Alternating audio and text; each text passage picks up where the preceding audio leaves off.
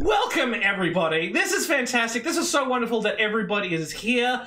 Oh my god, Snowbone, thank you so much. You're here for Daddy Tom. Well, I'm going to introduce Daddy Tom right away. Tom Tanuki, welcome. Welcome to Toad's Video. How have you been? I'm really good, thank you. I'm good. I'm bearded. I'm doubled up on the beards tonight, as you can see. It's great. This is great. This is a great visual. I'm so glad we can have you visually here. It's nice, isn't it? It's a real bearded comedy night, you know. I regard myself as an aficionado consumer of bearded comedy. You know what I mean? Like, I love all the whole genre. Like, you know what I mean? The whole world of bearded comedy, all of its kings, its dons, you know. And I'm happy to be here for this appreciation night. Yeah. For the best bearded comedian of all. This is as what we called bad comedy, which is bearded aficionados and dominance. That's just what we're here. We're here for bad comedy night. If you're a fan of bad comedy, just shout out in the chat that you love bad comedy. Ancom Andy, Tom's here. Well, Tom's a legend. Tom, how are you doing tonight? That's a fantastic question. Yeah. I'm really good. I'm actually no. You know, I'm shook. I'm worried about what's going to happen here. I'm annoyed that you've forced me to do this. That you've bullied me into having to watch this thing. Although, you know, seriously, we did talk about this some time ago. That's true. That's true. I've been holding off. You know what I mean? I've been holding on to my virginity as regards watching this show until we could watch it together. So it's really nice to see this come together. But you know, it's nice to see us being able to come together as an environment. But it's not going to be nice to watch what we're going to watch tonight. No, it's not going to be. I do want to ask what you've consumed, like physically consumed before the stream, because the last time you viewed any kind of bearded comedy, you did have a terrible sort of vomiting accident, as fans of your channel would obviously know. I did have a terrible. So how have you prepared for this evening? Well, you know what you do before a blood test. Yeah. You know, you don't eat anything up until the evening beforehand. You know, you only have water and what have you. So I'm not expecting to get any of the internal cringe reflux that comes from that. But I have, you know, I have, you know, recently I did an Isaac Butterfield video, and in preparation for that, I began to get some very similar symptoms to the novel coronavirus. Oh God, no! What I've been reading around online from people. Oh God. You know, when I watched too many of his videos, as I did the other night when he was annoying me, and I thought I was going to talk about him again, I did start to have breathing problems. Oh God! And I had a real cough of the lung, and I think that cringe. I think it gets into the lungs. You know, if you're sitting there watching the video front on, I think it goes in via the respiratory system and it gets into the lungs. And I'm just warning everyone in the chat that I think try to, if you've got a mask, if you've perhaps got a mask or something like that, then I think that might moderate some of the effects of the coronavirus. Yeah, that's. What do you feel like? Because you have studied bearded comedy for quite a while. Do you feel like that a vaccine can be developed? Is there any cure for beard comedy? I think you've got to dip into it. You know, I think it's actually. I think it's like, you know, you could either go. There is no AstraZeneca or no Pfizer for an Isaac Butterfield type thing. I do think it's a matter of get in there, get into the mud pit and flail around in it. You know, and that's the best thing. We will tonight. We will build immunity together through experiencing the cringe. But there's a reason that you and I are reacting to this video. Oh, yeah. That's like we are the mask. Yes. We are the mask. With a distance, with a social distance. Between you and that's right. So you're not getting it unadulterated. No. And I think we'll benefit from that. But it's also small doses. It's like poisoning yourself a little bit to build up an immunity. So as you can see here, Tom and I are actually watching the video together live through Watch Together, which is just this video platform where we can literally watch it as we go through. I'm going to let Tom control and sort of pause and play at his will, at his peril, as it were, because I know that you have such a negative reaction that I felt like, look, if I'm in control, I'm gonna take in as much as I can. I know that you have a longer persistence for this kind of thing. You have like a proper not a proper immunity, but you can endure this kind of stuff a little bit longer than I can. I have developed strong immunity to cringe, and I think actually, you know, like but even I get overcome by the virus. That's true. And I think I try to expel some of it by reacting to it in videos. And I think that I would hope this would be a cyclical thing we can expel by pausing and then take some more of the, you know, the viral load in, the viral load of Isaac Butterfield in.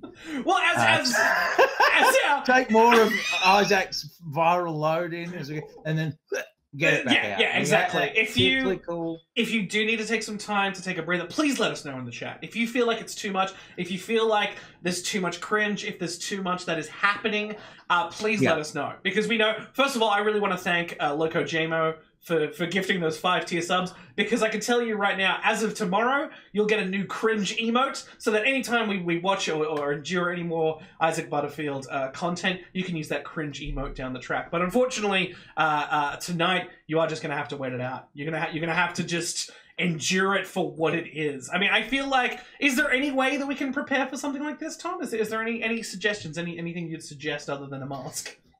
It's about engagement. You know, I think I think that the community, I mean, I think we've seen this with the coronavirus. It's very similar looking at the coronavirus pandemic to the coronavirus, the cringe vid. Hang on, when did this come out? This thing? Oh, this was I've got it on stream right now. So we were worried because we did publicly announce that we were gonna watch this together. So I downloaded a copy of the video just in case, and I uploaded it to my own channel. And so we have. Well, I appreciate the precaution, but I think that Isaac's very proud of the work that he does. I think it's misplaced, I do, but I think he's generally very proud of all the things he's done. I mean, I don't generally think that's a very good idea. Like, I don't agree that he should be proud of it, but this is one of the things about him that is cringe, that he's. Yeah. You know, he's awfully sincere for a man who doesn't want to take anything seriously, as we'll see. Well, so if it's, you know, I think there's a big correlation between the coronavirus pandemic, which we're all very familiar with, obviously. It's very, you know, it's going around, isn't it? Yes, exactly. And the coronavirus pandemic, you know, cringe vid 18 or whenever this came out. Well, this was Cringe Vid 19, which is obviously a heavier dose. So Cringe Vid 19. Hang on a second. Same year. Yeah, same year, 2019. Conspiracy theory. Hello. Well, we were worried about an outbreak of a Delta virus from the UK, obviously today, but that has been put into hotel quarantine, and Katie Hopkins will be sent back to her home country, so we don't have to worry about the Delta strain of cringe virus sort of having a bigger outbreak, as it were. That's right. I've been trying to work on that joke for 5 minutes. We'll get there. Look, the best thing about the pandemic has been people working together, mutual aid and what have you. And so I would say similarly, you know, you're in a chat room being able to watch this video. Thank you, and everybody. I would say, you know, you could just type the word cringe, and it just, it's that kind of, that's asking. What that is that is asking for mutual aid. It's a way of saying, I need help. Exactly. And we will help you. We will help you by talking about it. Do you like this, by the way? I do think it's quite good. It's because I was going to say I couldn't find my box of wigs. I had a bunch of wigs and I realized, because you asked me if you had a wig or any kind of beard thing, and I was like, I don't think there's going to be anything as good as what you have. That's fine. Which look, you put in the extra effort. I just I don't know. I put a green screen behind me. That's all I've done. Income Andy does say you do look like a Aussie Cthulhu. They do look a bit like tentacles, don't they? It looks really good on me. Do you think I should base my whole personality off of it? Oh boy! I mean, I think that if you put like, actually, you know what? Hang on. Let me fix one thing. Hang on. I don't think that this is a suitable enough background. Let me just get rid of this. Maybe a complete void, or possibly if we could replace the background with this. I think maybe this is more suitable. To have as a background for both of them. This makes me feel. That's how you do beard comedy. This makes me feel like a Novocastrian everyman. You know what I mean? Like every 13-year-old boy in Australia can know how I feel, because how I feel is how they feel. You know, what do you like, mate? I fucking like the same thing. It's so great. I love Funko Pops. I love Makita. I love the Melbourne International Comedy Festival 2019 guide. Apparently, what is that there? It's on the far right there. It's next to it's on top of the Duff bottle, right over here. And the classic bearded joke, perhaps one of the best bearded joke of all time. Yes. My dick stinks. Yeah. Oh man, what a classic line. What a classic line of bearded comedy. Listen, bro, the reason that it's funny, I'll break it down for you because it's like, please indulge me. You know, it's humble, it's down to earth, but like, you know, obviously you get in there with the Sheilas, you know, the bloody sluts and that. Oh, bloody hell. Well, but it also, it's a bit of ribald humour with the boys, a bit of locker room talk, you know? Yeah. And yet it shows that he's willing to come down to earth. You know what I mean? He's just like you. He's down there. He loves just saying, like you. being a good motherfucker and all that, and loves saying peace in the Middle East, not understanding that any fundamental disagreements in the Middle East doesn't really fucking concern him. He has no idea, nor does he understand what the conflicts in the Middle East are. But he bloody wants peace there. That's what he bloody wants. He's just a good bloke. He's just a good bloke. He's just a good bloke. Look, when he wanted me to come onto his podcast back in the day, this time last year or whenever it was, I really got the impression that what he wanted to do when he was suggesting it was he wanted me to, because I was saying that he was cringe. That's all I was just saying that in a post. Cringy video. Yeah. I just said that he was because it's true, he is. But then he wanted me to come onto his podcast to talk to him, but I could swear blind that half of the point of that would have been, I didn't do it. I told him to suck me off. No. But if I had have gone, it would have been so that he could demonstrate to me why he's actually a good guy after all. Yeah, and a lot of I don't need to know that, bro. I don't need to know that from this man. I don't need to, you know what I mean? You got your own beard. You got your own comedy. We're not friends. I don't need another mate. I have enough fucking mates. Thank you. I don't need the butts man, isn't it? Sorry, just tearing it. You're gonna get tangled. You gotta wash it, mate. You gotta make sure you wash it. You gotta get a beard oil. You gotta get Manscaped. Yeah. I'll get an episode here, Manscaping. Yeah, gotta get some bloody sponsors. All right, I feel like we have given enough of an intro to what we are doing this evening. Tom, if you would take it away and sort of start this cringe video. All right. As we begin, I'm gonna just pause the background music that we have on here, and here we go. Welcome, ladies and gentlemen, and everybody in between, NBs and trans folk, everybody else. Welcome to Behind the Beard, the Isaac Butterfield story.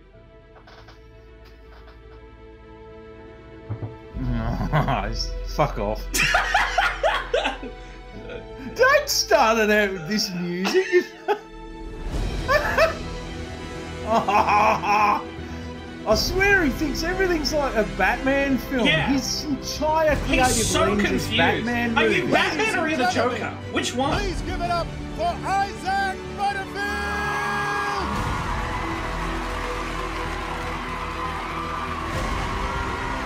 Cool, I guess. I don't know. Oh, now the music's gone all like inspirational. And yeah, okay. You have to do something before you get to that point. The Buttsman, he's so famous now. What kind of, this is clearly like somebody, like a director or somebody would have been like, okay, now can we get like a standing ovation because we need to film that? Everything about this looks so unnatural. Like just 100%, just like no one, there's a woman, or there's this person with some short hair right in front of the camera on the left side there that is doing nothing, could not give a fuck to be there.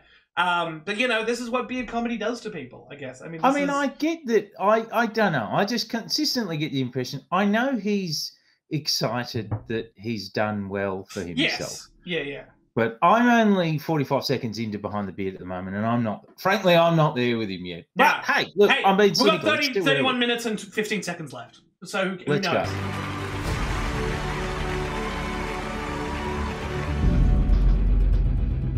Dope. Batman. Love it. Yeah, also, just a reminder, we've had a whole different Batman in between the time when... what Butterfield and his team are trying to do here. It's also, I showed last night his his two out of 3 of his like trailers for his comedy specials, and there's one where he's the Joker, and then but they show the Butts Martin logo in the sky. So again, he's so confused about what he wants to be. Like it's just weird. It's just plain weird.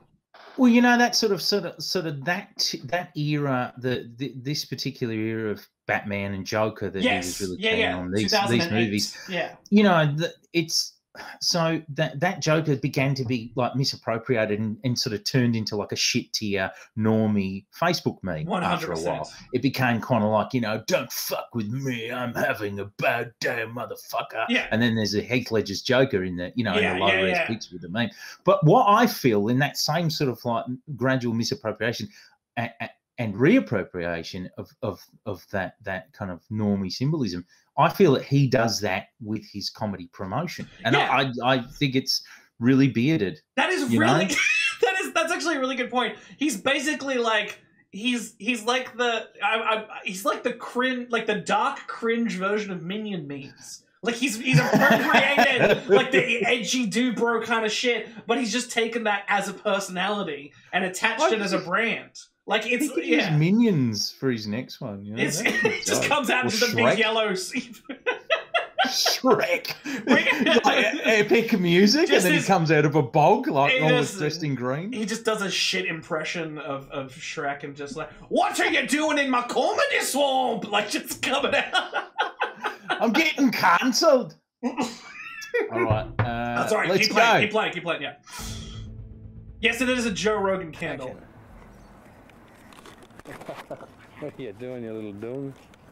Is this one of his fans? I could fault the way I grew him. up. That's him. I had amazing parents. Mum and dad were both very strong people in their own right.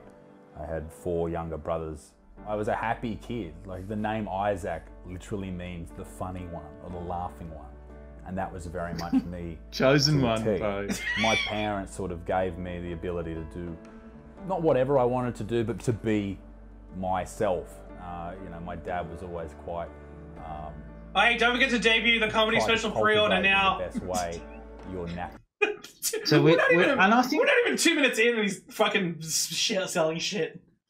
I think this is important. We're only a minute and a half in. He's gotten into the subject of his childhood. You know, he's very much wrapped up in his childhood traumas, but also his dad. You know, and I think like. We've only got a minute and a half into the Isaac Butterfield documentary, and we've already mentioned Tony Butterfield, his father, who, you know, if for anyone who's, you know, in the chat right now, and not a sports fan, Tony Butterfield's a very famous rugby player and is a real famous man in Newcastle. You know what I mean? He was like just real famous town name.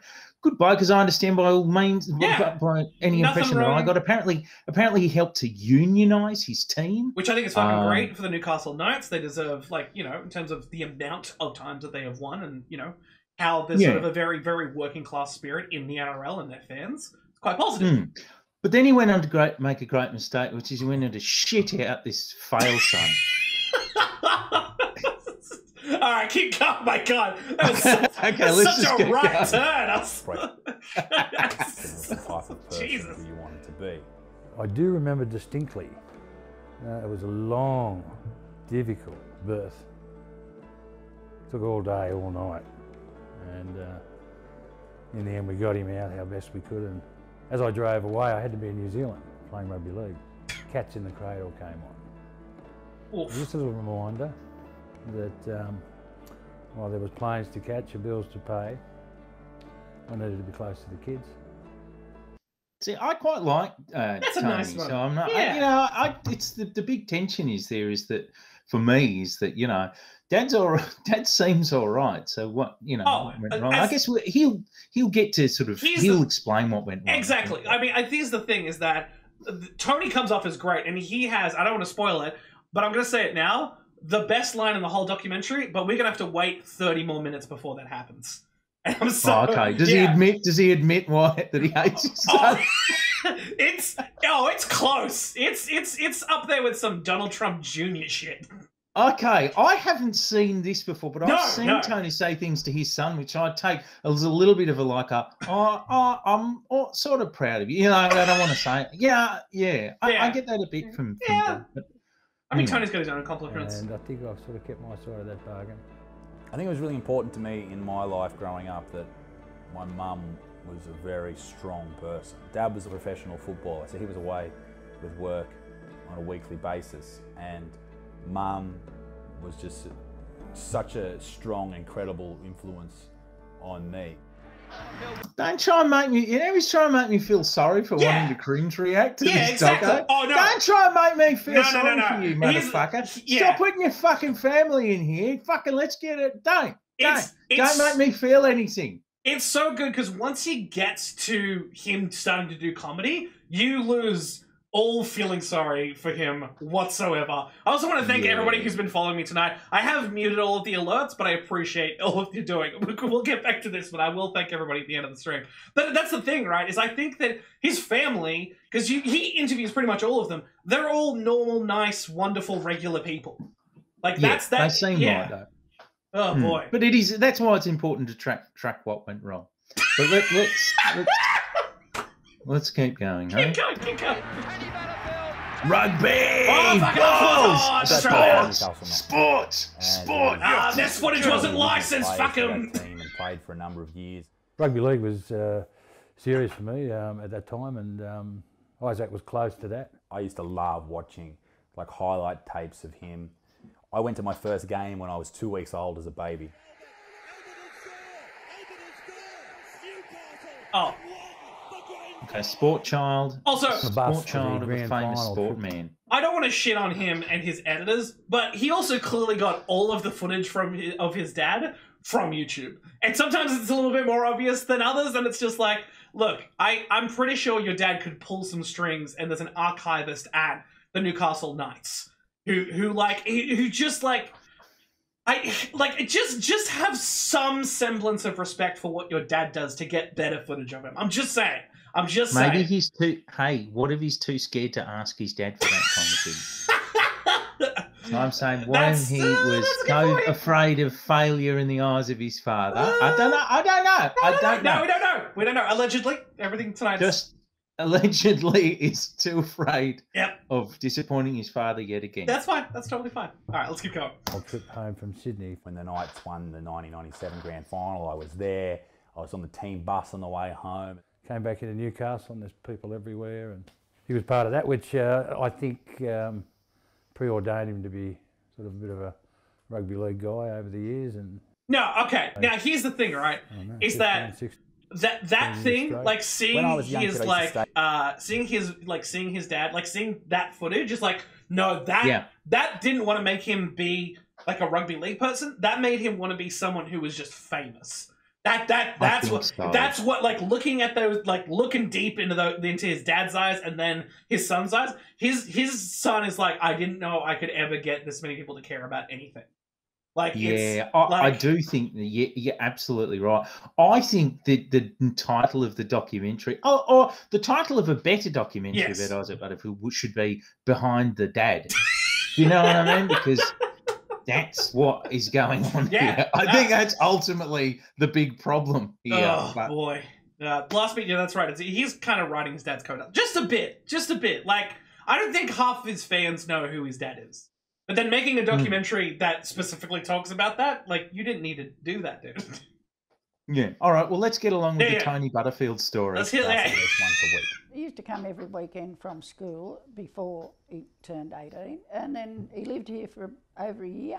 They were probably the biggest influence on my life as far as humour goes. Like, Pop's a massive smart ass in the most hilarious way. And Gran is, like, just a beautiful human being and has done so much for me. But she also is just hilarious.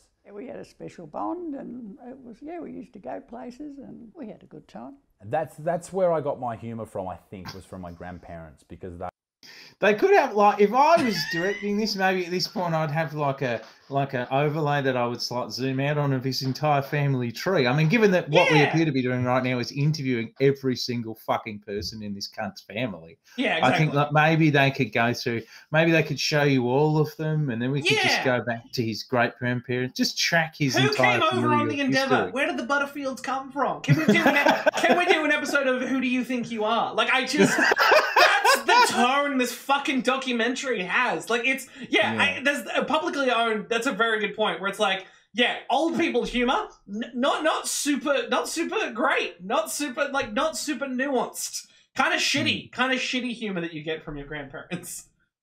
But certainly, so he's very interested in his childhood, and he's very interested in us being interested in his childhood. I haven't even told you. I have a conspiracy theory that he's actually way older than he actually is, and that's from viewing this documentary way too many times. There's a part where he has like a Bart Simpson cake, and it wouldn't make sense that he would have a Bart Simpson cake if he was 28. Like, he would have to be my age if he was like into Bart Simpson when he was like 4 or 5. Because of like when The Simpsons came out. Because of when it started. Exactly, like when it was popular and stuff like that. And he doesn't seem to be like that big a Simpsons fan to have gotten into it later in life. Like, you would think he would have like referenced it more, like a Friendly Geordies kind of situation. Anyway, that's a conspiracy theory that I have. That's all. You'll see it in the footage. You'll see it in the footage. Okay, we need to get past this sweet family. Let's get past this family bullshit. I refuse to feel bad about this guy. I refuse.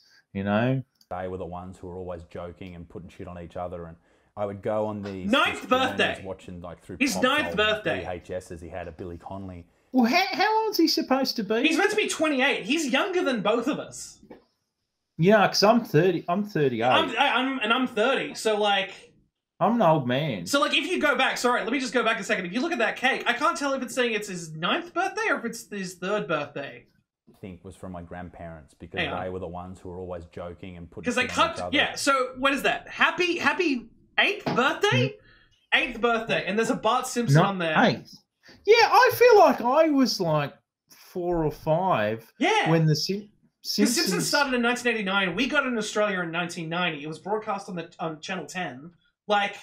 Oh, no, hang on a sec. No, because if he's only 28, then I mean, he could have been that age when it came out. Well, you're such a conspiracy theorist, Harrison. Why can't you just trust this man? Fine, I'll just trust this man. He's watching like through Pop's old VHSs. He had a Billy Connolly VHS, and that was probably the first bit of stand-up that I ever saw. And, you know, Billy Connolly didn't license that, stage, that's fine. Flicking his hair back, and he's, fucking this, and it's a terrible impression, but... Yes. That sort of gave me the idea of good comedian, Billy Connolly. Of course he is. Natural, effortless, what a charm on stage, legend. Can tell a story, and he's able to do that, make them all laugh. Everyone loves him. First bearded comedian, and that's his job. That was my first impression of stand-up comedy, and I thought, the progenitor of bearded comedy that I could do. Growing up, all I wanted to do was play footy for the Knights. That's all I wanted to do. It was interesting because I was always Tony Butterfield. Like I was an okay footballer. I did my best, but I was never overly aggressive. I was only aggressive a couple of times. This music is just too much. That is assault. Seriously, it wasn't sort of my game. And because I was being compared to my old man, it was difficult to sort of, go, okay, I'm good, but I was never good enough. Isaac played football from when he was 5 or 6. That alone sums up everything. Like his whole relationship with his dad. Like, this could be a fucking Spielberg movie with the amount of daddy issues it fucking has. Like it absolutely is. You know, your Newcastle football dad is very famous, and you want to be like him. Yeah. And okay. Well, I mean, what we've got there is the classic cocktail of Aussie male failure. You know what I mean? Like that is huge. You know what I mean? Like Dad's very good with balls, and I've got to be like Dad. But it's like, and then there's fame in the mix as well. It's a very tough thing. You couldn't write a more cliche relationship into an Aussie movie script. Like, it's ridiculous how, like... Anyway, sorry, keep going. I'm gonna... But I will say, I mean, I'm not sitting on the... I'm not here to sit on the difficulty that men have in this country with coming into themselves and embracing themselves, under the shadow of their fathers or under the shadow of their sport dads, or their sport-obsessed dads. I understand that all these things are difficulties. I just think that what you do with it is, as you grow into being an adult, is a testament to the kind of man that you become. You know? Yeah, that's true. And I guess we'll see that in the coming minutes. We always used to go to every game. He liked to play fullback. He wasn't necessarily the world's toughest guy. But then all of a sudden, the guy started growing, and it kept growing and growing. And in rugby league, the bigger you get, the further you get to the front of the queue. And he ended up in the front row. Well, he's a big guy. Like, yeah, he's 6 something. He's like right? I think I'd say almost 7 foot tall. Or something. Yeah, like he's a very large bloke. You know, and those are the most exciting things about him. You know what I mean? I think that the beard and the height, you never fail to hear about. No. But Grass brings up a great point. This episode of Australian Story sucks. This is. This is the shittest one. Like, this is the worst one. Like, at what point do I start to hear why I'm hearing your familiar history? Like, what is the point of all of this? Sport dad, failure, big person. Yeah. Okay, good. Yeah, but so far we're on track to a successful rugby career, and I'm looking forward to successful rugby Isaac Butterfield. Okay, yeah. Let's go. Let's totally go for it. Success in his father's eyes. Let's see what stops him.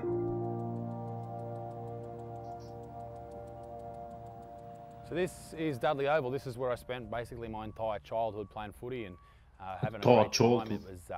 A lot of people do this. I do this entire childhood. Like, he does that little bit of reflecting like the Euro kids that you would know from high school. The little bit of an entire fucking childhood, mate. No, like, he does a little bit of it, and I think it's some people's pantomime of a robust Aussie suburban bloke accent. I do think it's that. I'm not here to dissect it too much, but I just noticed that. I always notice these little facts of people. Entire childhood, mate. Anyway. Sorry. It's fair. It's fair. No, I've noticed as well. I was gonna say, like, Butterfield as a name doesn't, like, it's I imagine it's, you know, Welsh or Irish or something. Like, it's something. It doesn't go that far back before you're like, oh yeah, you're fucking whatever. You love haggis. I get it. Like, it's just like, I don't. He's got like an inflection in there. I've noticed it in some of his videos as well. Oh, that's a nice little red beard there. Look at that. I think it was for cancer council or something. Like for what's the it's for breast cancer awareness. Is that what people do? They dye their beards? They sometimes dye their beards pink. Yeah. I see. Unless it's just a phase. Early beard action. Unless it's just a phase. It could just be a phase. Nobody else is wearing it. That's actually. I dyed my hair blue at age 18, man. Yeah, but that's fucking cool, though. That's what, you know. Fuck yeah. A lot of people expected me to be very good at the sport. For a long time, I really didn't enjoy playing, to be honest. I don't really think I've ever really told many people that, but I never really got overly into it. I wasn't an aggressive person. I barely ran the ball. I just wasn't into it for whatever reason. As I got older, I started to enjoy it. This try line just down here, they called it the Butterfield line, because all I did was cross that try line just under the posts every time. I probably kicked all the goals as well. No one has ever fucking gone. Who? Like, he's trying to set up his own weird mythology. Like, he has lore and shit. Like, it's such a weird, like, try to, like, grab for, like, history or attention. Like, I'm not saying it's not true, but it's such an odd thing where it's like, I think you and two mates called it the Butterfield line. Like, who? Yeah, I just think, I noticed that we're 6 minutes in to a 2 minute. No, I'm not talking about time.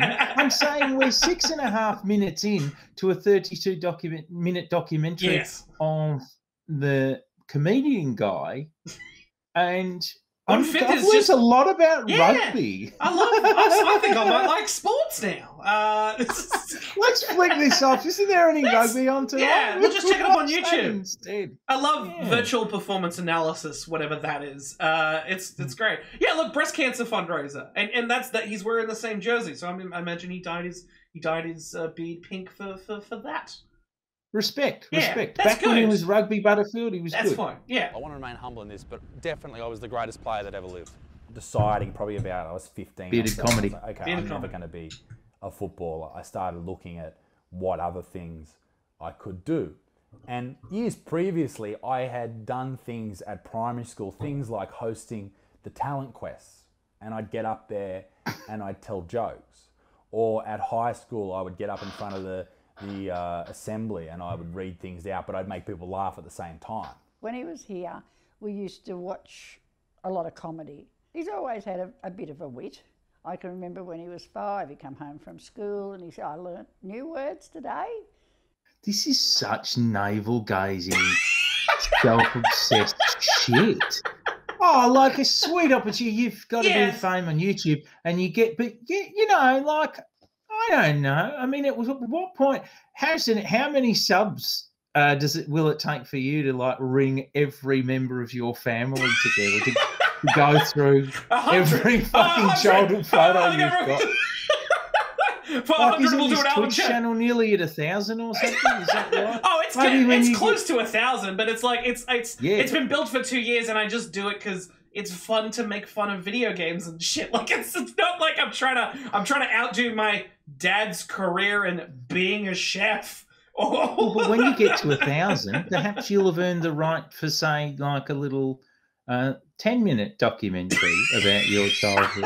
Do you know what I mean? Yeah. Like, you can increase the length of the navel-gazing self-obsession based on how many subs you have. I think there's nothing else remarkable about this bloke. Inactivist has done a really good point, is that shot of him at school, all of the kids are looking in the complete opposite direction of him, like, I like reading stuff out, and it's like, no one was paying attention, dude. No one gave a fuck. You put your hand up because you wanted that little modicum of attention that no one gave a fuck about, dude. I was that dude in fucking high school. I was that dude in primary school. I know why I did that, because I thought I could read shit well. Like it doesn't mean you get to become a comedian. It's not a thing about like performance. It's about narcissism, dude. It's about the fact that you just want to feel a little bit special, and that's fine.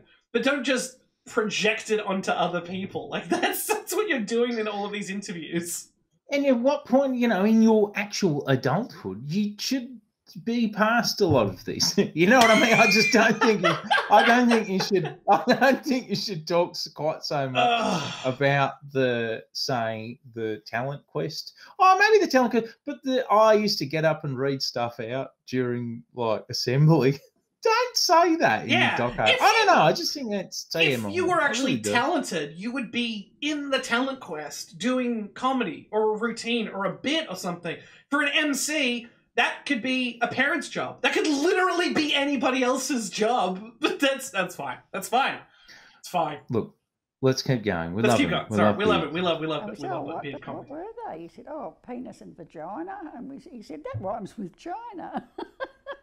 And it probably wasn't until the age of, let's say, 15 or so that I realised that, okay. Bearded comedy, guys. Early bearded comedy. This Proto-beard. Comedian does. Maybe I could do that. And then I thought to myself, okay, I now have a sort of goal in mind. I'm going to be a comedian. I don't know how I'm going to do it. There was one event up at Dudley when Isaac was sort of kicking off, very unsure of himself. But there was an excellent comedian up at a fundraiser. Sorry, that establishing shot of Dudley Estate looks like it's from a true crime show. That's all I wanted to say. Up at the bowling club. I will say as well that I didn't know that he had. I'm learning a little bit. I didn't know that he had these forays in comedy this much and this early. Oh yeah. There is a little bit of me that thinks he might be doing it up for the purposes of this. You know what I mean? Okay, so here's the thing. In some research I've done on Isaac, because I was going to make a video about him a long time ago, and then I made my own little video about sort of political correctness comedy and sort of how it's not really killing comedy, it's just changing it. But in his history, before he became Isaac Butterfield as he is now, he like went down to Sydney and tried to do a bunch of trio shows with mates, but they weren't super popular. He was like trying to do from Sydney Comedy Fest and stuff like that, and it was just like him and two mates on a lineup, and they just didn't get that many ticket sales. Like I talked to other comedians who also did that comedy festival, and it was like, oh yeah, he was around. He wasn't a local comedian, like we knew him from Newcastle, but we knew him because we were sports fans, and I guess that's why some people saw him. He didn't really know how to market it, but, you know, we didn't really see him, and he didn't like doing the open mics, and I was like, oh, well, that makes sense. And then 2 years later, he's blown up. He's on YouTube, and we'll see obviously that rise through this as well. He got there through YouTube, yeah. It's interesting. I didn't know there was this much comedy this early on. I just think he's inflating it a little bit. And I thought I'd set Isaac up. He was still very cagey and lacking confidence, and so I mentioned to the comedian to just drag him up. It was basically my old man's idea. He went up to Andy and said, "Mate, Isaac wants to give stand-up a go. Will you get him up on stage?" And I was shitting myself when he brought it up. He said, "Oh, I've got a local guy here who wants to give stand-up a go for the first time." And I knew he was talking about me immediately, and I was just terrified. As he went, and as they sort of parried back and forth. Hang on, Tony's gone. Tony's gone. Ball. Sorry, Tony's gone, and sorry, I think we tried. No, it's fine. You go first. Tony's gone to the staff without telling young Isaac. Yes. And he said, "Put my son on. Just don't even tell him. He's fucking. Just get him. Right, it's a good get him joke. up there." It's a fucking good joke. And he's gone and got him, and like Isaac's there, young Isaac's there going, "Oh," and his dad's looking at him going, "So you can fucking do it." Yeah. I don't know. Yeah. Look, maybe it's for the best. Maybe he had his best interests at heart, but it just, it sounds like a really traumatic moment. It's a real dad move. It's a real Aussie dad move.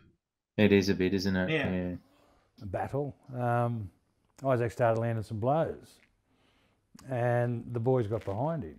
I got up there and told. That was a very rugby way of talking about comedy. Special. Got a couple of bars. You mean jokes? It's such a shame that this place is now like this. I think that may have been the moment that he thought, "Hang on, maybe I can do this." Certainly a place that is very near and dear to me, because this is basically where it all started, in this derelict, dilapidated building. Without this night here, none of Devico's like bearded comedy was born here.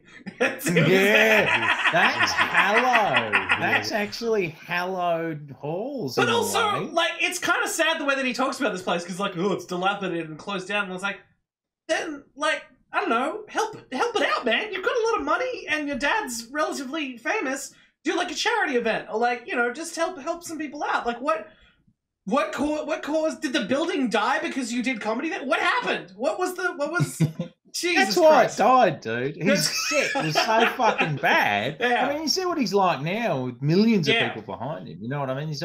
He's found a rich vein of people who aren't good at either appreciating how to laugh at proper things. Yeah. You know, and he's found that as well. But you imagine Nat, say you as someone with taste, like how you would have enjoyed that first set by him. Yeah, exactly. I mean, no wonder the place closed down. You know, I can imagine that he's not had a very good. I mean, if he did, there's lots of. I've been to Newcastle quite a bit. There's lots of very boarded up shops and what have you. And I can imagine that the pandemic hasn't been kind to it. You know what I mean? There's a lot of. This is pre-pandemic, so like that's even worse.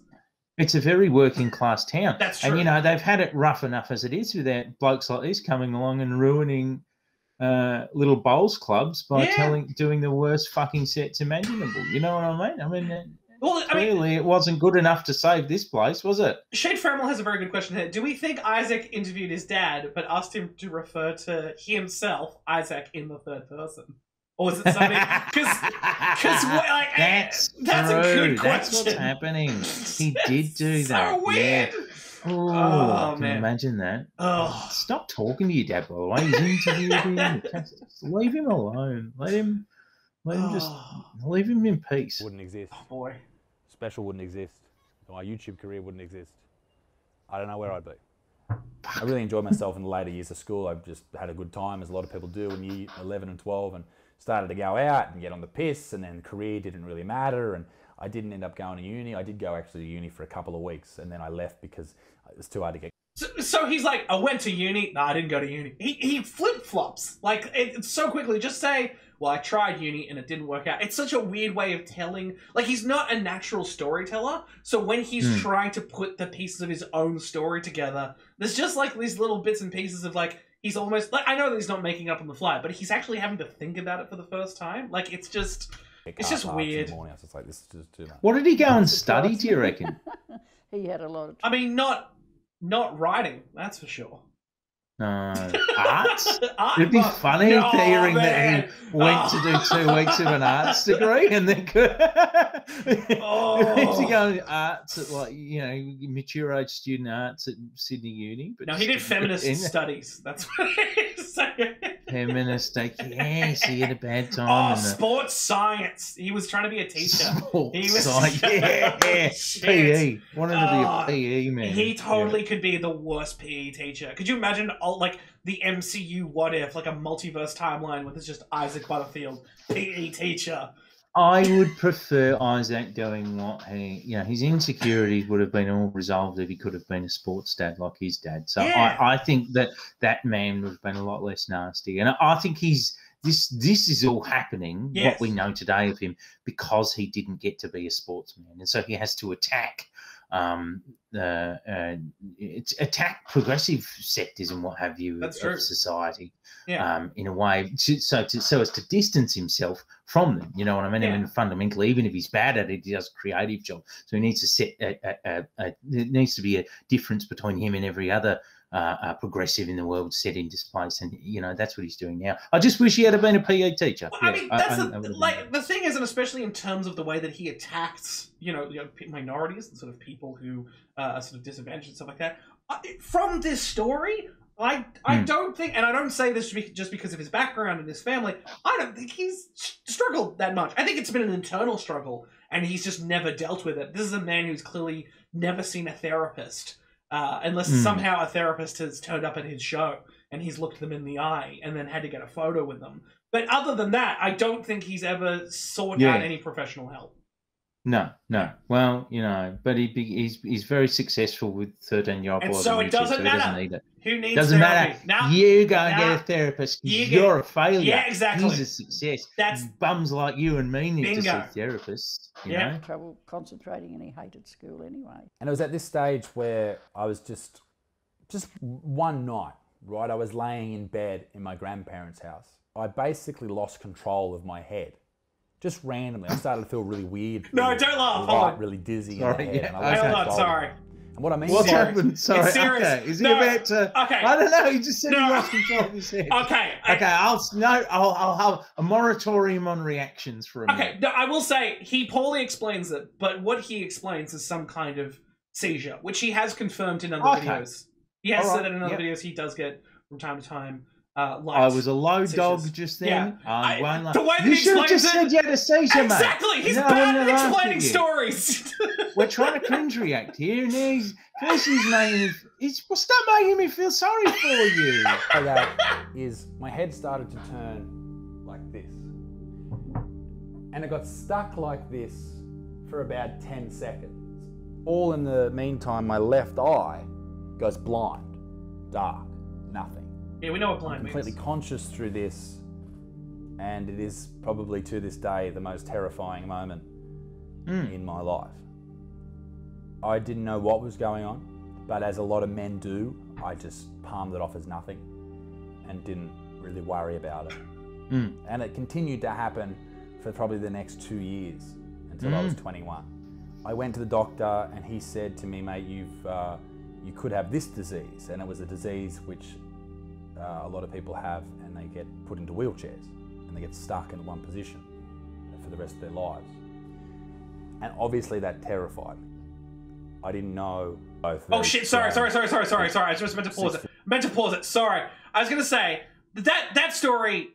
I don't doubt that story is true and terrifying and real. That is, whatever happened, that 100% happened.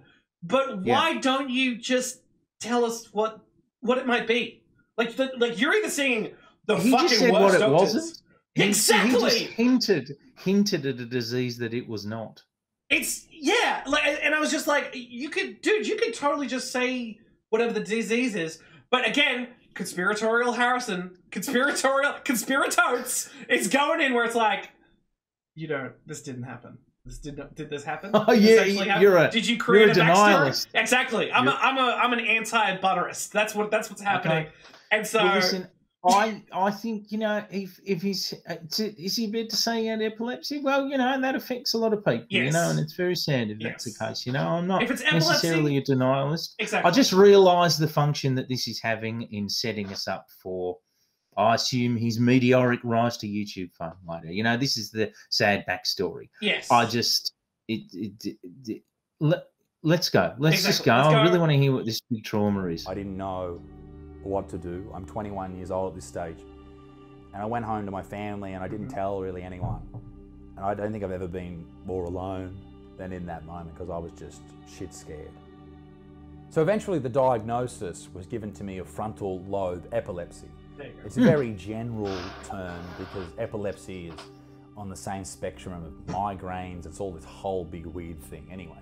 So that's apparently what I've got, some sort of form of that. But how did you cure it, Isaac? At the start was I ate a ketogenic diet because it helped treat people with epilepsy. I thought. Yeah, so I understand that the ketogenic diets are, you know, I did this for a while once. Look, I'm not going to make a YouTube special about it, but a couple of times in my life I've lost a lot of weight. And I did that keto at one point a few years ago. And yeah, you do lose a lot. It's very good for losing weight, you know, with the low carb aspect. But it was developed originally, a ketogenic diet, for people with epilepsy. So that they would, you know, cure their seizures and what have you. Yeah, exactly. So that was, you know, that's what that was about. And I think that's totally fine. If that is true, that's totally fine. Yeah.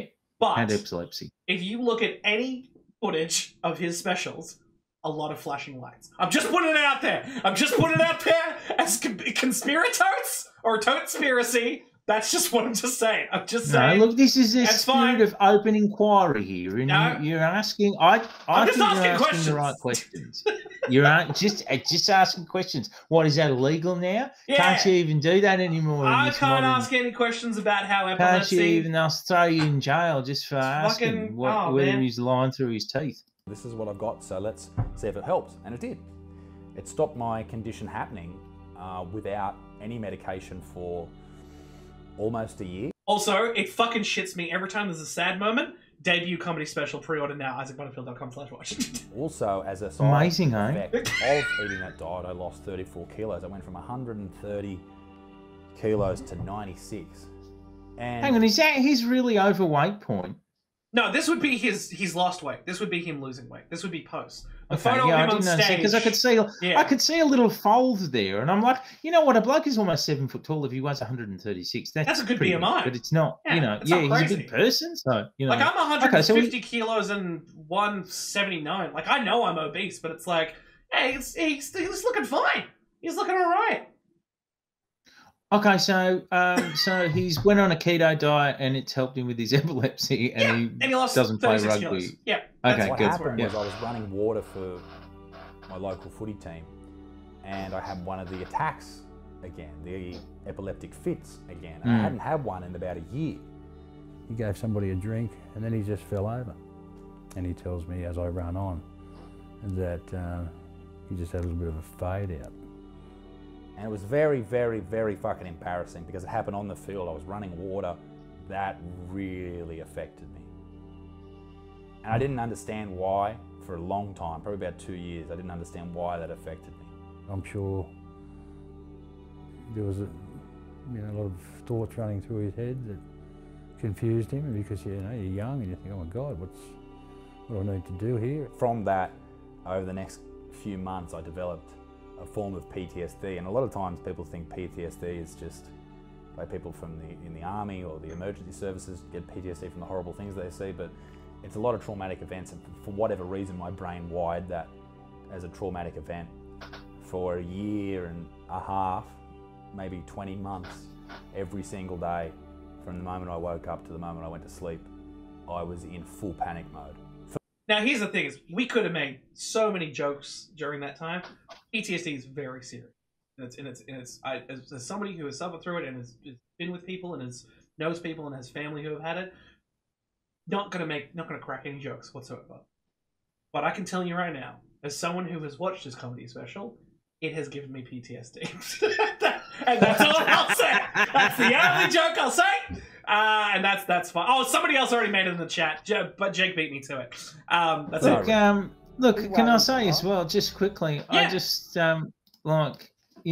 I wouldn't take it bloody getting. Oh, I understand it's very traumatic, and I understand getting a hefty period of something like PTSD associated with having epileptic fits, particularly after you've gone all that way. You think that you're cured. I can totally understand that. Yeah. The idea of having seizures is horrifying to me. So all of these things I take very seriously. Not like having, say, gender dysphoria or something like that. Those things are just not real. You're just crazy. Yeah, fucking dog. Anyway. Also, Snowbone brings up a great point. What the fuck is with that black and white model shot? Oh my god, I have to do a shot of hot sauce now. Sorry. Tom, keep pressing play. I'll be right back. Why do you have to do a shot of hot sauce? Because didn't see your stream yesterday. Somebody donated 500 bits. Hold on a second. Just keep I really going. Like Melbourne hot sauce, by the way. They're really good. Of you They're wonderful people. I would say reach out to them. I'm gonna do. Let me try and find one that's actually hot. Give me 1 second. Let's do the tomato. We were trying to have a sobering conversation about PTSD and epilepsy, and now you're fucking shotting hot sauce. It is tomatillo and jalapeno. Also, we have very little milk in the fridge. Just give me 1 second. Don't worry, everyone in the chat. Don't worry. I'll take this man's childhood trauma seriously. Was that a really hot one, bro? Hold on a second. Someone's donated another 500 bits. I'm so sorry, Tom. I'm gonna mute myself while you. Don't mute it. No, we want to hear these noises. Sorry, that was tomatillo and jalapeno. For grass, I'm gonna do habanero roja. They're very good. Fuck. Now Jake's joined in. All right, we have a hype train. I'm bemused and interested in the direction that this reaction is taking. Is the mic muted? Hold on a second. Don't mute the mic. No, people want to hear.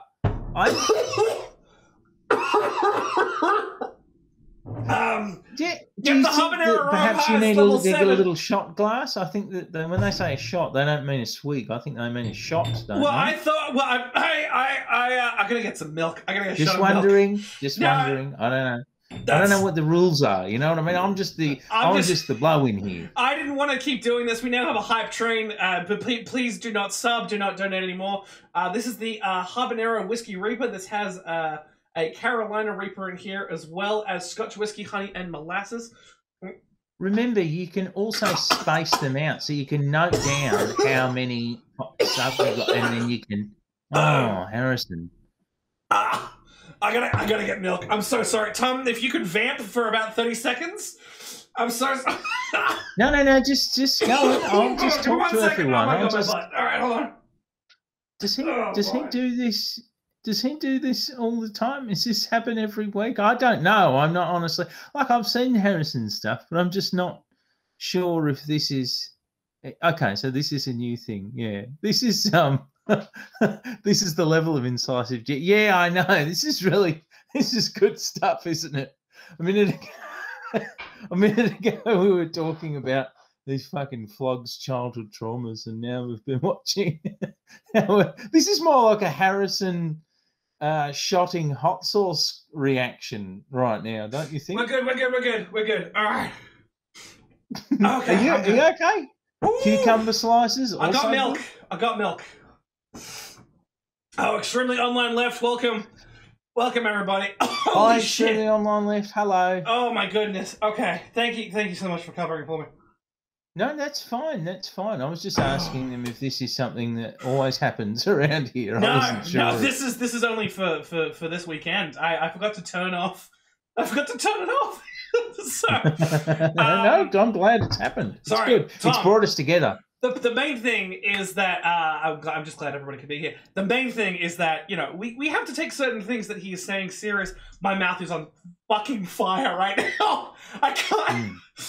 The main thing is that the stuff that he talks about that he wants us to take seriously, but it means that he's excluded or warded off anything else he has to take seriously. And I think that he has that mentality. I need so much more fucking milk. Hold on a second. Have some milk, mate. Oh god. Just sip some milk. Sip some milk. Listen, we've got to get through this guy's traumas and such, so we'll get through this. We'll get through it. Listen, we're almost halfway through this thing, and it's just making me feel. I'm not. Can I say? Yes. Okay, so we're almost at the halfway point. Yes, I'm not terribly surprised that for most of the time he's been trying to make us feel sorry for him, because I've always noticed that he can't get by through any video in which he later attacks groups of people that I don't think he should be attacking without sort of putting in his his childhood weight loss. Yes, it was a bit of a well, here's why I'm allowed to say this. So I'm not surprised, and I also think this kind of shitty Aussie bloke usually does actually feel quite sorry for themselves. Yeah. I actually do think that's this sort of larrikin type that he would have us believe that he is. I don't. Yeah, they're actually quite sooky. Like, I feel sorry for themselves a lot. So I'm not surprised. But I am. We are, and everyone in this chat, just so long as we're all having our time wasted. Yes. Yeah. We are. Yeah. But the cringe will come. I'm sure the cringe will come. I was going to say that, oh my God, my sinuses are so clear now. The thing that I will say is that it is an archetype of like toxic masculinity that you kind of build up this backstory, you build up this concept around yourself as the victim, the way that we sort of, and I know that I've gone through this as well, where we use our history, or we use the way that we have been treated in the past to sort of formulate, oh, well, I'm like this because of X, Y, and Z experience, where the way that you have to deal with that is having an appropriate response, having therapy, talking it out, having friends who understand and are willing to embrace that part of you while you work through it. And I feel that Isaac doesn't, because he talks a lot about his family, but doesn't talk about friends a lot. He doesn't talk about having a support network, having people who, I imagine that his father is like, working through having sort of, having frontal lobal epilepsy is what he called it, as a broad definition, that he probably has never experienced anything like that ever. And so his son goes through it, and now it's like, I don't see his dad having a good response to it. But it looks like in hindsight that it's a proper response. For sure. For sure. So, for sure. Well, let's get into the end of him cracking the sads anyway. That's a setback. Would have been challenging for most young blokes. Oh, I love milk. I'm very proud that he's managed it the way that he has. Making videos was probably one of the only therapeutic things that I could do in the first couple of months of dealing with that, because it was the only time that my brain would switch off. I'd had enough of, not doing the things I wanted to do in life. I'd just been coasting at this point, like most 21-year-olds. At the same time, I was listening to the podcast that I've been listening to for years at this point, the Joe Rogan Experience. And there was one episode. Oh, well, that's crazy. You listen to Joe Rogan. I didn't think that. What? That's crazy. Yeah, I took him. I didn't take him for that. Oh, what? That's so weird. Showing footage of Joe Diaz, a notoriously homophobic comedian. I took him for more of a, does Anita Sarkeesian have a pod? I don't know. No, I don't. Yeah, this is not a surprise. This is a whole type of man, actually, now, as now. Oh, boy. He's just like this toxic masculinity incarnate, but he's like the Tyler Durden of, like, just weird chubby guys like me. It's like, fuck, I wish I was tall and bearded and I could be funny and charismatic. And then this fucking dude who looks like just your older brother, really, comes along and just says the shit that you only type out on 4chan. That's there's a whole type existence. Of guy though. There's a whole type of guy, and they're the bloke who loses all the weight, and then they get this sort of arrogance, feigned kind of confidence and what have you. And there's that's a particular type of shit bloke, which they're a dime a dozen. How people get into stand up. And they just were saying that you write 5 minutes of material and you go to an open mic night. Yes. And I thought, okay, well, if that's what I need to do, then let's do that. So I wrote down 5 minutes of material. I put it off forever. It took me 6 months to get the balls to go and do stand up for the first time. I thought, fuck it, let's do it. So I went, did my first set at the Crown. Just a reminder, this is someone's Snapchat. And also, not everybody gets to do it. I think he says at the Crown. And an Anchor. The Crown and Anchor. At an open mic night. And I guess the rest was history. I remember before meeting Isaac, everyone talking about him at a gig in Terrigal, and they were saying there's this guy, he's huge. He's 6'10" and bloody 130 kilos, is a monster. And I was just going, I don't believe it. There's no way he's bigger than me, surely he's. And then they said, no, trust me, he's Tony Butterfield's son. And I went, you're joking, the footy player. How does he go as a comic? And I went, oh, he's rude. He's rude. He does not give a fuck. Yeah, they don't say he's good. They just say he's rude. Like, it's like, that's... Oh, he's so rude. Oh, he's so rude. Big... Oh, I love this. I haven't heard comedians that talk like this before. Yeah, I've seen this fucking... He says he's down there and he's a big fucking fella. It's a weird, like, dick measuring thing where it's like, oh, no one's bigger than me. And it's like, well, yeah, there's probably going to be people... What kind of world do you live in, dude? Like, what the fuck? What's he like when he's up on stage? Oh. What's he like when he gets up? Oh, yeah, he says lots of rude stuff. Oh, that's crazy. It's really good. Oh. He gets up. He goes after vegans and cyclists and I wonder where did that come? It probably came in later. I mean, you know, it can come in at any time because it's just intuitively like what more people, most people like. Yeah. But anyway, he's fuck. Has anyone ever heard of Matt Reddy as a comedian before? I mean, I knew him just because when I did comedy in Sydney, people knew of him and stuff like that. Like that's That's basically it. He's just a Sydney. Well, he's not even a Sydney comic. He's like a Central Coast comic, but sometimes in Sydney. He's known. Yeah. That's basically it. He's also a beard comedian. Okay. He does beard comedy. Yeah, looks like it. Hey, he's fucking rude. I bet he's rude. Oh, he's also big. Did he tell you how big he is? He's really rude. He's a big bloody bloke. He's a big bloke and he bloody does rude comedy. Beard comedy. Got so many swear words. Oh, fuck. This is where it happened. This is where it started. And it's quite interesting to be here. We just walked in here before and there's a comedy night on. The guys are packing down behind me. And it's actually quite funny to just walk in here and that's happening. But a lot's changed for me, obviously, and it's just interesting. That's literally what every open mic night just generally looks like. It's like 20 people, half of them are comics. Like anybody who's ever gone to an open mic night, and I highly suggest you do go to open mic nights and support local comedians. But like, it's not crazy. It's not ridiculous. It's like it's just something you do as a comic. Like. Also, have I missed the scale of the phenomenon as this is, he's about to blow up. He's literally about 2 minutes into, and then my video went viral. No, but like, I know he said like he's going, I've left all this behind now, and I know he does well numbers on YouTube and that. Yeah. And you know what? He does successful tour runs. I know he does. Yeah. Not in the US. But... All right. So he does. He sells out big rooms now. Okay. Yeah. Cool. Yeah, so he's a huge deal now. Yeah. This is still happening. This is for other people's journeys. It's still going on. The first time I saw his set.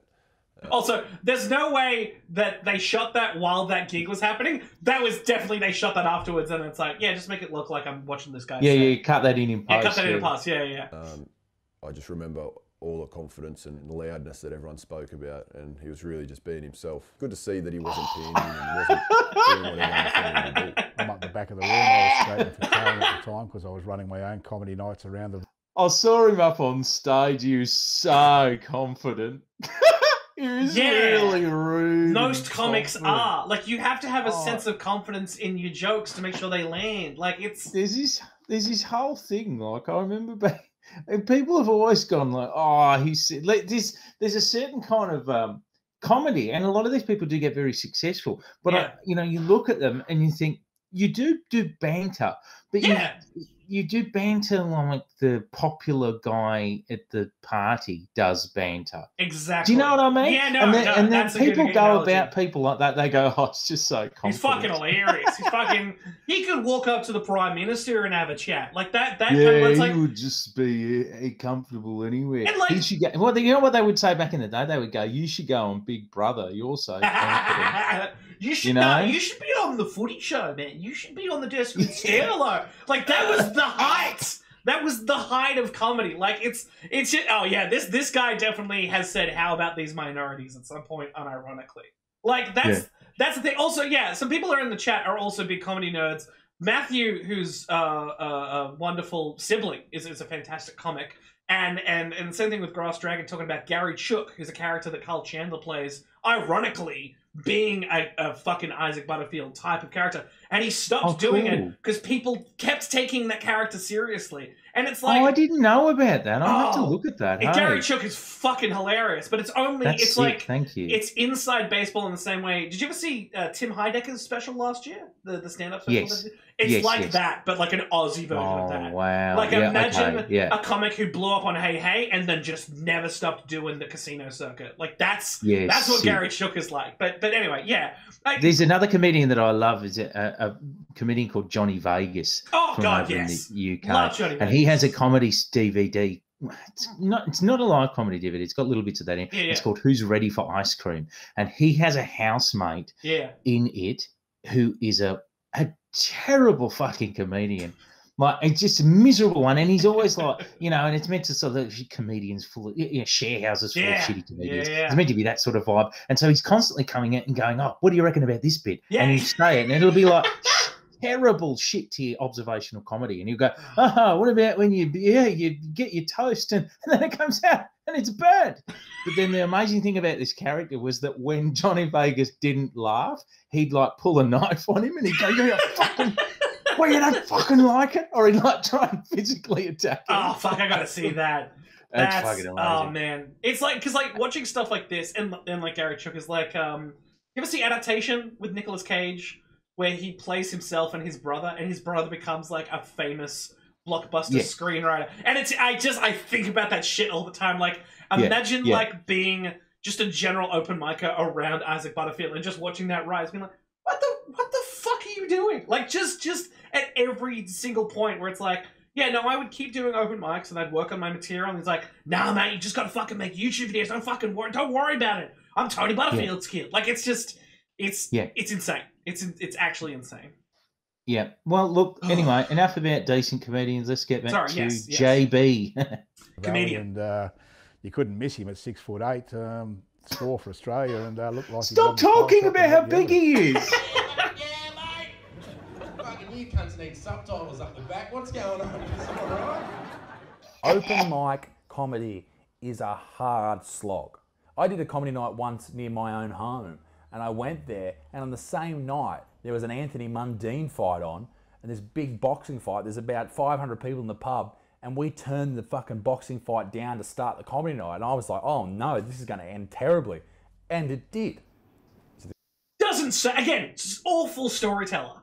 Awful story. Doesn't explain what happened. Just says, oh, it did. And also, every open mic comedian I've ever known has had a gig like that. That's such a basic storyline where you go to a gig, there's a big sporting match on, you're going to turn the TV off to do the comedy thing, and eventually what happens is people will just leave the venue. Like, it's not that ridiculous a story. It's like, to people who don't kind of know what comedy's like, I totally get it. But it's also like, to anybody else who has like, even just an inkling what stand-up is like, that is the most basic bitch fucking comedy story you could ever have.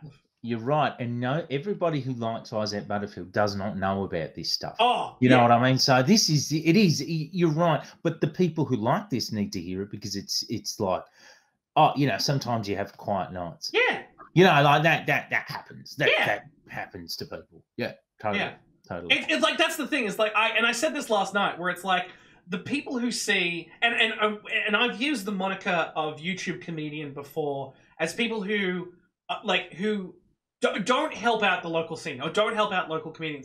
There are comedians who I absolutely love who started off on YouTube, became comedians, and are great. And that's like a Lewis Spears or a Luke Kidgel who kind of do actual proper satirical shit and they give a fuck about the community. But there's people like Isaac where 99% of his audience don't go and see other comedians. They don't care about the scene. They don't care about any other comics. When there's a comedy festival on, they'll just see Isaac and then nobody else. And Isaac will never suggest other people unless they're associated with productions. Little secret there. And that's basically it. Yeah. But anyway, that's my little rant about. I mean, I don't do stand up anymore, but it's still like, it still breaks my heart because I've still got friends who do stand up and they deserve 10 times more respect than the shit that Isaac does. This is why I don't really like. I'll do hour-long shows once a year for binge or what have you, but I don't really call myself a comedian because I don't really like to, you know what I mean? Like stand-up ain't really my jam. I might, I guess if he's done some open night stuff here and there, then maybe he might technically be called that. But I used to do open open mic stuff at like spoken word nights and things like that. But I don't really call myself a spoken word artist. You know what I mean? You don't really do. I just think, like, leave it to the people that consistently do these live shows. Maybe he's manifested that as reality now, but you know, because he has these consistent sold out runs or what have you. But I think they're just full of people who come from the YouTube channel, and as you said before, they don't know anything about any other comedy. No. This is the only comedy that they watch, you know. Yeah. And it's not even comedy. This is the Oriental Hotel. And the Oriental was sort of the stepping stone. If you made it at the Crown and Anchor, the open mic night, you could move forward to the Sydney venues, the bigger venues, and that was seen as the pinnacle. If you could get there, then you could move forward and take on the world. The stage was set over there. It was this little stage, and they had a light on, you know, that type of stuff. This was full of just pissed people, blind, drunk, carrying on. People got glassed in the bathrooms. There was one guy that got bashed in there, and comics from Sydney wouldn't come down because they were just like, no, fuck this. This is way too much for me. The Ori was tough, but the Ori was necessary, and I'm really glad that it was here, and I'm really glad that I did it. We did a ton of gigs back in the day, and with another bloke called Matt Reddy, and we used to jump in the car and down we go to Sydney, and 4-hour round trip for a 5 or 10 minute spot, and it was absolutely glamorous, mate. Sometimes we'd kill, sometimes we'd die, but yeah, it's the way it was. These are his only fucking mates, you assume. Yeah. It was fun, a lot of fun. I miss it, actually. I think that having faced those tough crowds early on is definitely does prepare him for all the online hate, all the one-offs in the crowd that really want to give him a crack. Doing pub gigs and dealing with a lot of drunk idiots, you know, it really puts you in good stead to deal with the absolute fuckwits that you run into online. Because there's nothing that people can say to me online that hasn't been said to me in at least 2 languages before. When I first came on stage... What? What is that? What? There's a huge difference between a heckler and some guy being a dick on the internet. You can delete, you can block, you can hide somebody. This man has never been harassed for anything in his life. Like, that's what I think. I think he's got a few blokes. Insane. A heckler at a place who'll sit there, he'll undermine you, he won't shut up and what have you. That's very different to garnering online hate online. And if he views himself as the victim of harassment, then, you know, I don't know that lens of understanding him is really appropriate given how that he spends most of his time inciting drama online with others. Yeah. It's like this, again, and like I said before, it is this toxic masculine trait where it's like setting yourself up as a victim because of this history and stuff like that, but never dealing with a root problem or a root issue. Like it's so weird, especially how this thing is like color corrected, edited, shot. Everything has been perfectly like manipulated by Isaac to tell this story, this rise, when it's like, well, you did a couple of gigs and then you made a bunch of YouTube videos and now you have like a lot of fans. Like that's the story. Like you did some open mic nights. Bro. Yeah, you did some open mic nights and you tried to do rugby for a bit. Okay, yeah, I've heard about. I feel like this is. Oh, sorry. No, it's all right. I feel that this has just covered every single year of his entire life. You know what I mean? I used to wear thongs up on stage, and I was like, who the fuck is this motherfucker that's so cocky to wear thongs up on stage just doing an open mic? Do you know why I stopped? Why? Because the fucking stage was so sticky that my thongs kept breaking. Oh, he's so confident. I can't believe how confident he is. He's so confident. He's just like, he just doesn't care. He just comes up in thongs and he's so rude and he's so tall. And do you know his dad's in rugby? Oh my God, he's so rude when he gets up on stage. I love it. In his thongs. Is that why you won't use him down and have a look what he's currently wearing at the moment? Yeah. So now what a larrikin. The great Aussie Nike slides. Next is a brilliant comic from Newcastle. He's one of my favourites here. Isaac Butterfield. Put your hands together, come on. Woo! Yes, thank you, Andrew. Sunday on a bookshop. This doesn't happen enough, does it? I was able to book some. That was good. That was a good opener because he goes Sunday, because they were in a Sunday in a bookshop, and he goes Sunday in a bookshop. That's doesn't great. happen enough. Doesn't happen enough. Get it? That's great. It's a good opener. It's a nice breakup. I think I think I know that bookshop. It's in oh my God. I've been to like I don't know. I'm not going to say too much, but my one of my former partners was a writer, and she had a friend who did like a book signing there. It's somewhere near Newtown. I'm just trying to remember where it is. What, that place where you got all the fucking feminists? Well, they got the fucking feminists, bloody. What's he doing in a bloody feminist bloody bookstore? Well, that's fucking crazy. He's just bloody trolling them is what he's doing. It's for bloody Sheilas. Yeah, it's somewhere in Glebe. That's exactly right. I'm very new to this. It's somewhere in Glebe. Wonder if he wore his thongs in there. Yeah, that's fucking... So confident. Oh, man. He's such a confident guy. What a fucking legend wearing his Nike slides.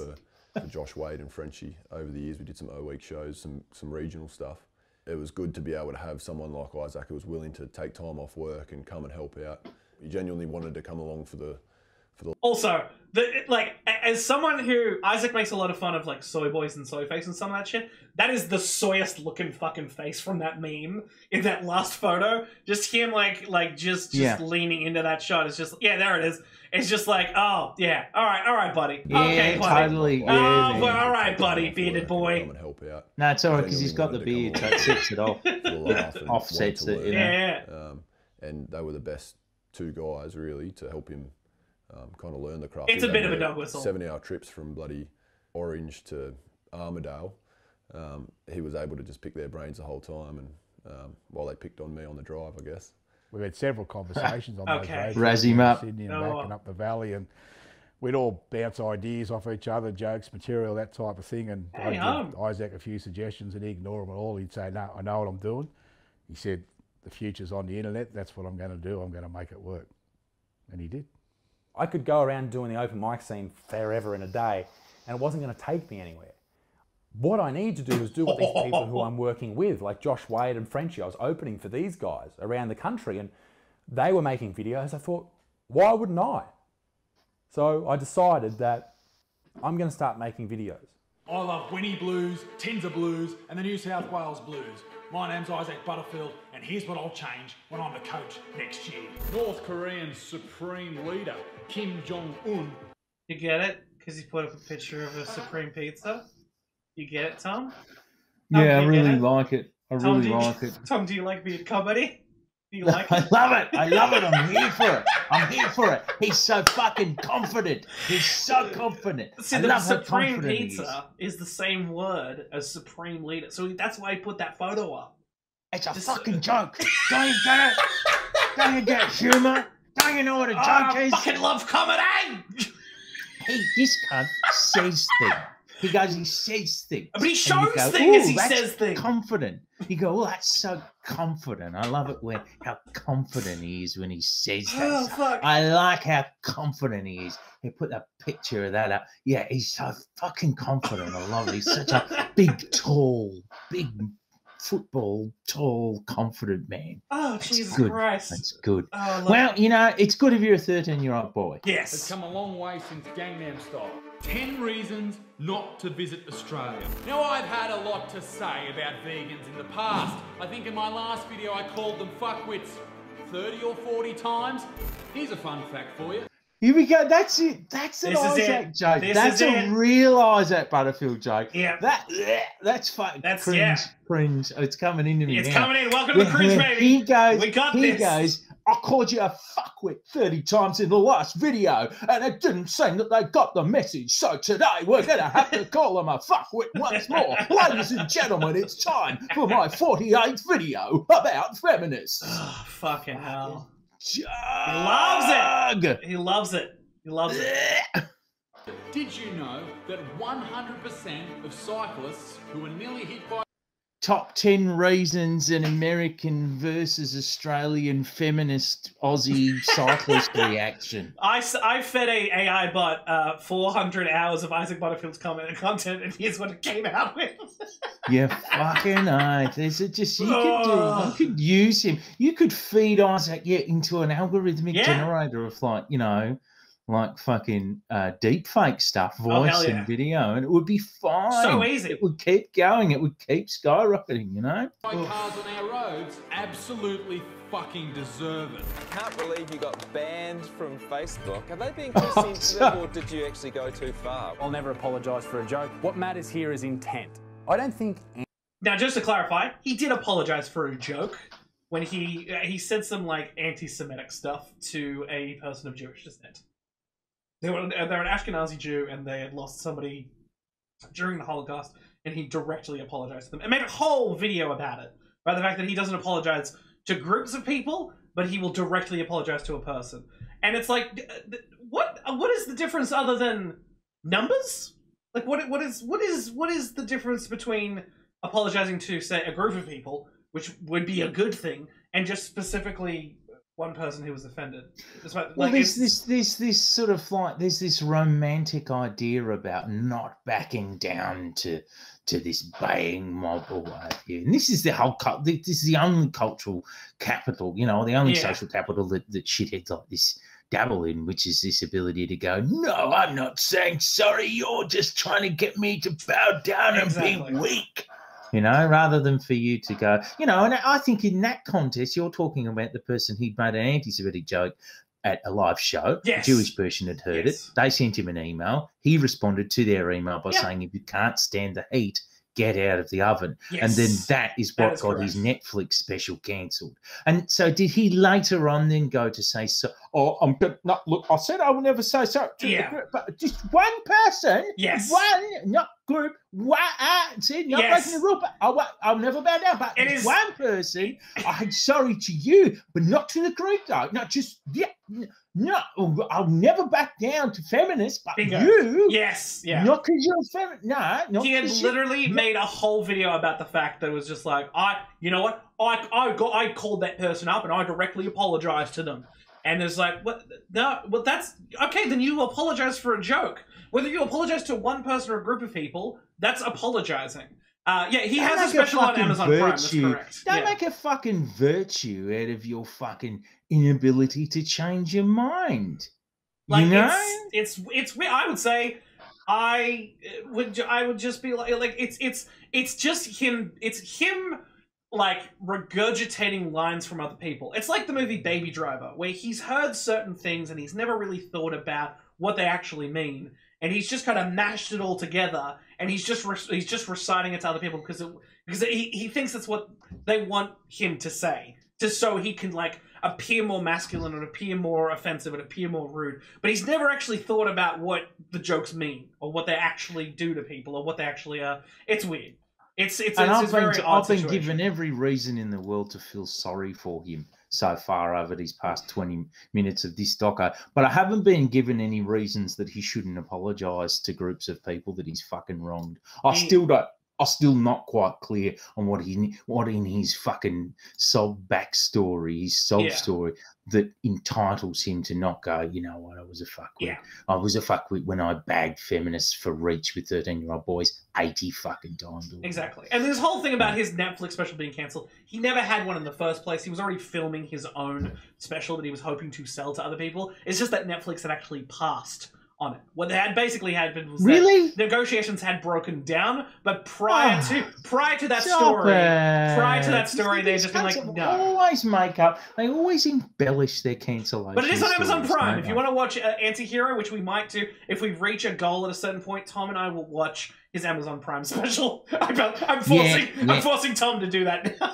I will do that with you. I will do that. I will not do that alone. I will do that with you. We'll do that together. We get to $100. We'll pay for an Amazon Prime subscription, and we'll watch it together using the watch party system on Twitch. Anyway, okay, but someone's commented. They've said, "I want to know what's behind the beard," and we hope to find out. Let's find more. Let's find out more. Any topic is off limit. I think, particularly with stand-up, you should be able to joke about anything. Probably the only issue for me and his mother is more the style of comedy. He doesn't swear normally, and to hear him say that, I've been to one of his shows, and I really liked it. He was good, he was great on stage, but I just didn't like all the swearing. Mum reads all the comments too. I'm like, don't read the fucking comments. Like, the comment sections on social media is just the most ridiculous place in the entire world. I don't think Isaac's the best YouTuber in Australia. No, I don't watch any of Isaac's videos. He swears too much. Isaac Butterfield. Yes! Hang on, what? He swears too much. That's his only footage of his younger brothers. That's the only son, you don't watch him because he's a shit cunt. That's not what... That's not... Don't lie. No one one cares. No one cares about swearing. Why is it that these cunts always pretend? It's a weird conservative people thing. in the world. It's so weird. Worst Mind your people bloody always P's have a and thing about Q's. swearing. Yeah. You know? They've always got a thing about it. I mean, I'm not saying Isaac's younger brother is the worst person in the world. I'm just saying there's this strain of thought in which people are happy for you to abuse marginalised groups of people all the fucking time, but they've got a fucking they melt down if you use the word fuck. Yeah. You know, like, Yeah. I cannot stand it. It's a whole strain of shit. Cunt. It's so weird. It's so weird, and it's definitely it's a boomer Gen X thing too. It's just like it's all these sad fucks who just think that if you say the word fuck, you immediately lose. If you swear, you lose all bloody credibility. No, you don't. Yeah. No, you don't. Yeah. Like acting like a fucking dumb cunt. That's where you lose your credibility, mate. Fucking oath. Gills is back. Last time we spoke, no one knew who the fuck you were. No one cared, and now several people care. You've put on 250,000 YouTube subscribers, and you've sold out, what, 10 shows, and there's a bunch that are looking like they're about to sell out as well. Me and him would be away on tour, and we'd be getting lunch or something, and these people would be harassing Josh and Frenchie, and we'd be going, oh, what a fucking nightmare. Maybe a year later, it was probably only 3 or 4 months into when Isaac really boomed, and I remember people coming up to him and going, you're Isaac Butterfield, and I remember him afterwards saying, it's happened a couple of times now. And I was like, remember when we were there and we were getting lunch and no one knew who you were? And he'd say, yeah, and I'd say, how does that feel? And he'd say, yeah, it feels pretty good, I like it, that's good. I went from 1,000 subscribers I got in about a month to 10,000 and then 20,000 and then 100,000. I was like, holy shit, and then within a year, I'm at nearly 800,000. Yeah, that Batman music is back. Inspo music. Yeah, why would you play that music over it? There it is. There's that cringe. This is unbelievable. How have we got because the fucking inspo music is something that you would put under someone's like journey to be, like getting over cancer or something. Exactly. And then I like even just being like I'd finally figured out, like, I'm just gonna put my head down, I'm gonna study hard, and I'm gonna make it all the way to fucking Harvard or some shit. Like, it's just numbers, dude. The numbers go up and the numbers go down, dude. Like, it's not. I know, he got really popular online. I wouldn't devote an entire doco to it, but he would. Let's keep going through the story. Boy. Sorry, yes, yeah. I'm gonna pop away from the screen for 2 seconds. No, that's fine. Go for it. First started talking about doing a tour, I was doing 10 shows. And I would have loved to have sold 1 or 2 of them out. We ended up doing over 50 and we sold them all out. That's fucking batshit is what that is. That's Wollongong Uni. That's where I went to university. And I feel bad. I feel bad having gone there. But also, like, some of the shots that are from just, like, Instagram or Facebook, it just bums me out so much. Like, just get Photoshop. Yeah. That's Wollongong Uni Bar, unfortunately. It is, yeah, okay. Bigger crowds, good. Yeah. So many things to look at, so many things to be amazed by. Yeah, tickets for pretty much every show at a uni bar is like $10 or $15. I don't know how you get the eyeballs. Isaac's generally a lot of the time he's fun on tour, but I can confirm his dick stinks. See, this is my studio. This is where the millions of butts mine.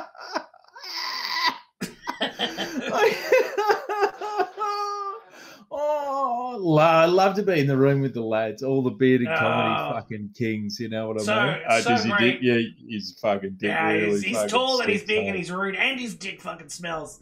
Oh, boy. He's so down to earth. He's so confident, but he's so down to earth. He's just a regular guy with a million subscribers. It's just a normal Are we getting to see the fucking the studio? Oh, yeah, this is great. He talks about how much he loves his merch here. It's really fucking funny. I have always looked at this and thought, this is an aggregate of whatever the most amount of normies think is popular. Yeah. This bad boy. This is the calculated aggregate of what the most amount of normies watching the channel or he's trying to target would think is normal. Now, if he didn't deliberately intend it like that, that shows you the depth of the normie energy coming from this guy. Bingo. He's desperate to do whatever the most of you, as in Robbo, Dave, Greg, down at the pub, like. Blood love comedy.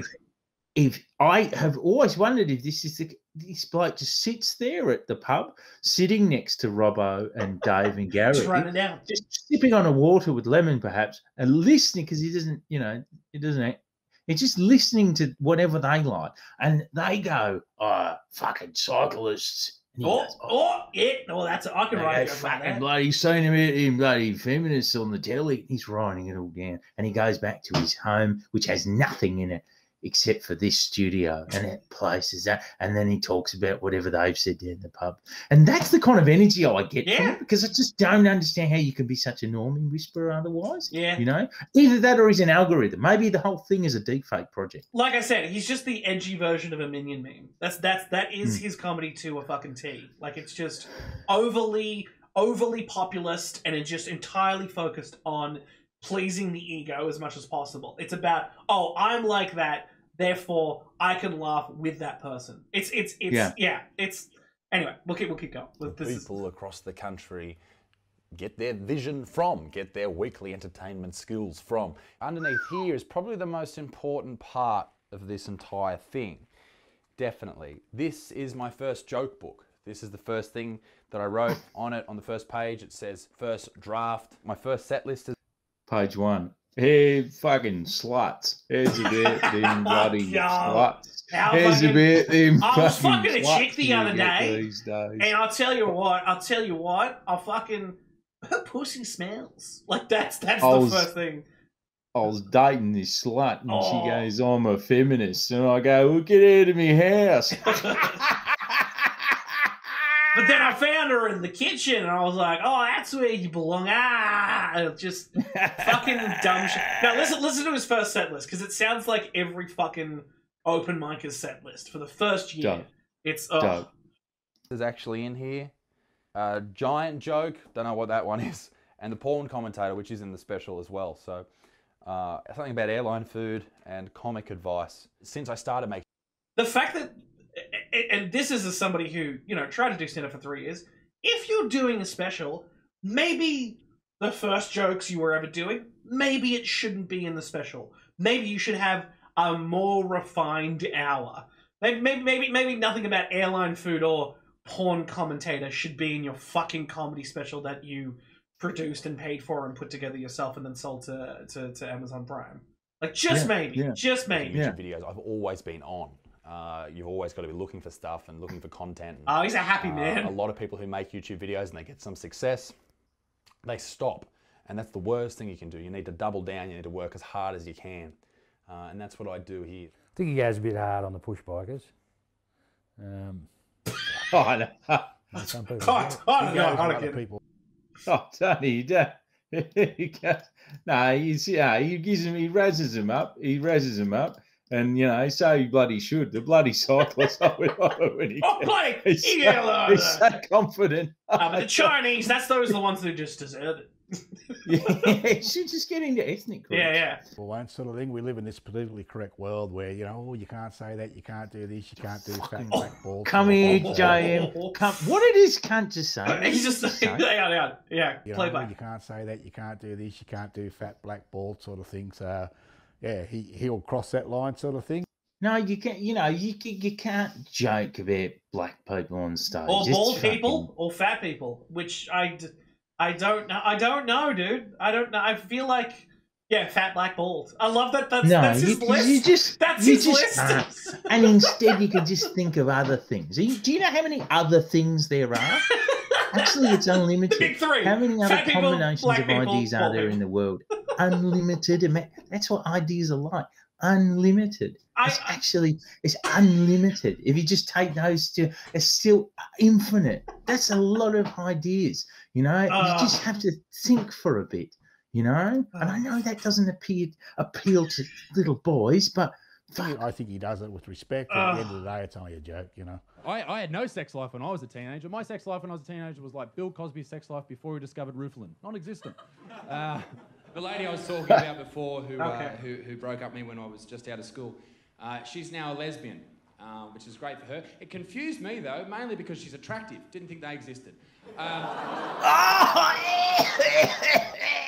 Here's the fucked up thing. Is like, I've been watching comedy, like, for about 15 to 20 years, I've heard that fucking joke, like that setup punchline, 20 different times, 20 different ways. And that is still the worst way I've heard it told. Like, there's no rhythm, there's no spacing, there's no waiting for a laugh, there's no letting the punchline build. It's just, lesbians are ugly. Like, that's fucking it. Like, is it 1982, motherfucker? Like, it bums me out. Lesbians is ugly. Fucking, oh, this is so bad. One of the strangest things that I've noticed about doing stand-up over the years is the drive home post-show is perhaps the most lonely a human can be. You go from being the center of attention, you go from being the man, the woman, you go from having everyone's laughter at your beck and call, and you're on fire, everything's going well, and a big round of applause, and people are getting photos, and then all of a sudden everyone leaves the room and that's it. Nothing. It's something that Like, he gets so close. He gets so close to just a tiny bit of like introspection, and then it's just then it's like it's just so, it's sad in a way, and it's like, what about get back to the jokes with the ugly lesbians? But bro. like, what is all this about being lonely and shit? Get back to bashing the bloody lesbos, mate. Again, he's just like, he does this whole routine of like, I can fucking say anything I want. And then he wants like a little bit of sympathy for like, yeah, it's lonely on the road sometimes. Like, yeah, dude, we all have to deal. Like, You got to top up. You got to top up again on the sympathy first. Oh, it's so, again, this whole fucking doco is a fucking roller coaster of bullshit. Every comic has to deal with, and I'm really sad.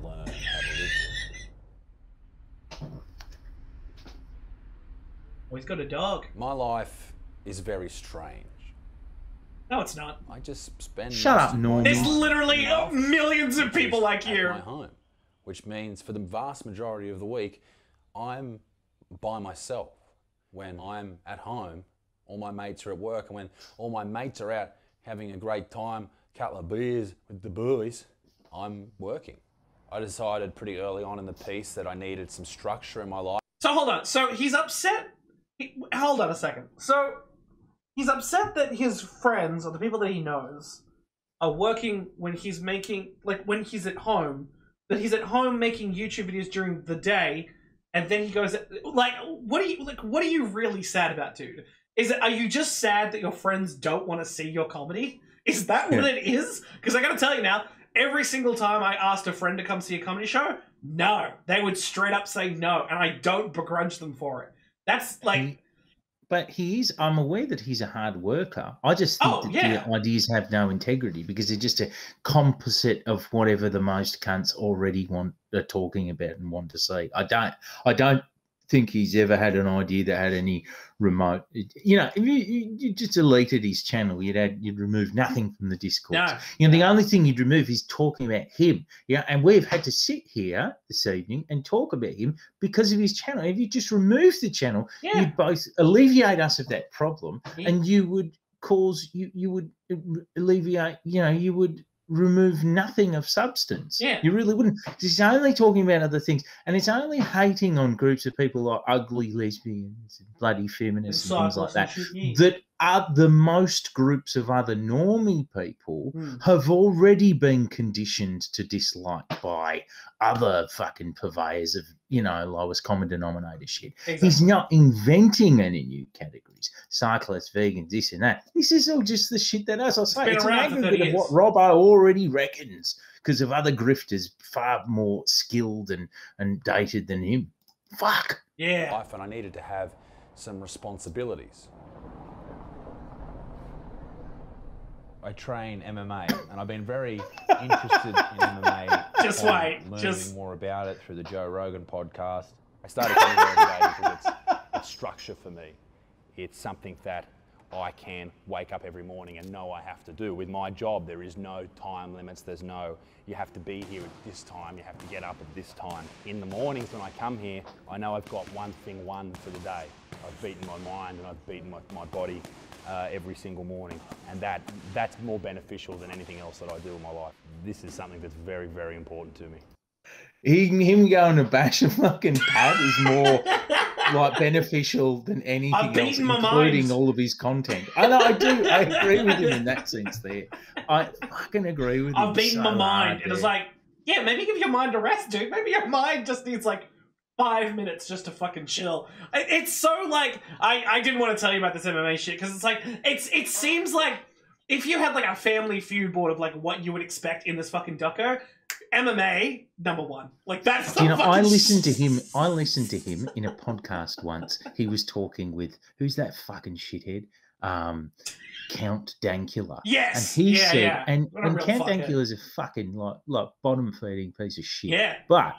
But even Count Dankula was glazing over at how fucking unedifying it was to have to listen to Isaac Butterfield talk about lefties. And Isaac said something to him, and I'll never forget it. He goes, I reckon half of these lefties, I reckon they're just weak. Like you could just bash them. He actually said that. Yeah, because he And believes I that. sat there That's what he going, believes. oh, dude, you're so dumb. You're so weak and dumb. And to you could Robert see even Evans. Count Dankula was just going, Like, he just wasn't there for it. Like, even that guy. Yeah, there's like amazing. seeing him as a guest on other things has always been really fascinating. He did an episode with, I think it was it's some other YouTuber, and Neil Kolhatka, and he was like talking about how like, oh, it's just tough. It's just tough dealing with your YouTube videos not going out to subscribers. I'm like, pretty sure it's fine. I've seen your views. I know you make upwards of about $2,000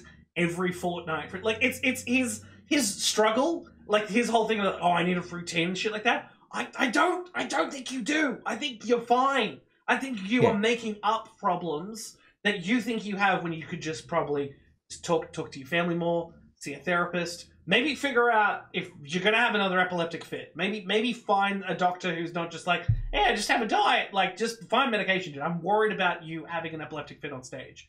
I'm worried that might kill you. Like, that is a genuine fear that I would have. I know you're laughing, but it is like I had a friend who had an epileptic fit in high school. I'm just thinking about an and Isaac. it scared the shit out of me. I'm just thinking that there's many ways to improve upon an Isaac Butterfield set, and perhaps, Holy fuck. Oh, man. He's definitely got a talent and a skill for it. I think the better and better that he becomes at what he's doing in here, it'll just cross over into his craft, and vice versa. What? That's it. That's the last. What the fuck does MMA have to do about stand-up? The special. It's very exciting to do this, but it's important also to make sure from a physical standpoint and from a mental standpoint that you're ready for anything, because these vegans, they come out of the woodworks. I've had too many death threats to not be ready. Just soak it in. Soak it in. There it is. There's the money shot. That's it. Good night, Australia. That's it. That's all we wanted. I'm kidding. I fasted since last night, and it still happened. Like, even he knows that's a shit joke, and he still goes for it. Like, the only reason he's training for MMA to beat up lefties who come out of the wood. What the fuck are you talking about? Like, the death threats from the you just say things about them all the time. Don't lionize the fact that you get some grief sometimes. You're the one that initiates it all. It's like me if I sat there fucking feeling sorry. I have plenty of death threats. It can get a little bit tough sometimes. I'm just licking back up the vomit. It's actually you're a regular dog. It's oat milk. I'm a bloody vegan. No, I'm actually not, but Hey, oat milk's great. Just give him. Maybe if I say I'm a vegan, he'll do 40 videos about me. Oh, that. You know what I mean? Crazed vegan goes on Twitch stream to rant about me. Yeah. All right, here we go. Special. When I get a haircut to look all sharp, go and sort my suit out. This has to work. There's no other option. There is, dude. Stop. No, actually, keep doing it. There's no other option. Grow up. There's no other option. And then he just walks into the sea. And that's it. That's the end. That's why they have this shot. What is basically the pinnacle of my life. Everything that I've worked towards at this point is about to happen. filming of my first special. There's a part of me that wants to savour it, there's a part of me that wants to get it over with, and there's a bigger part of me that wants to get it right. There's an infinite There's a lot of amount of stress, other there's a lot of options. anxiety, there's a lot of freaking the fuck out, but what it really is an opportunity for me to look back. What it really is an opportunity for him to simulate the career of a real comedian. That's what I think's going on with this guy. Yeah. This is all a great. This is all an internet. This is an internet simulation of a real comedian's career. Yeah. Just without any of the comedy. It's as real as a Shane Dawson documentary. Place right here, Yep. Fort Scratchley, which has looked over Newcastle and protected it through the First World War, the Second World War, and before both of those, reminds me the most of home.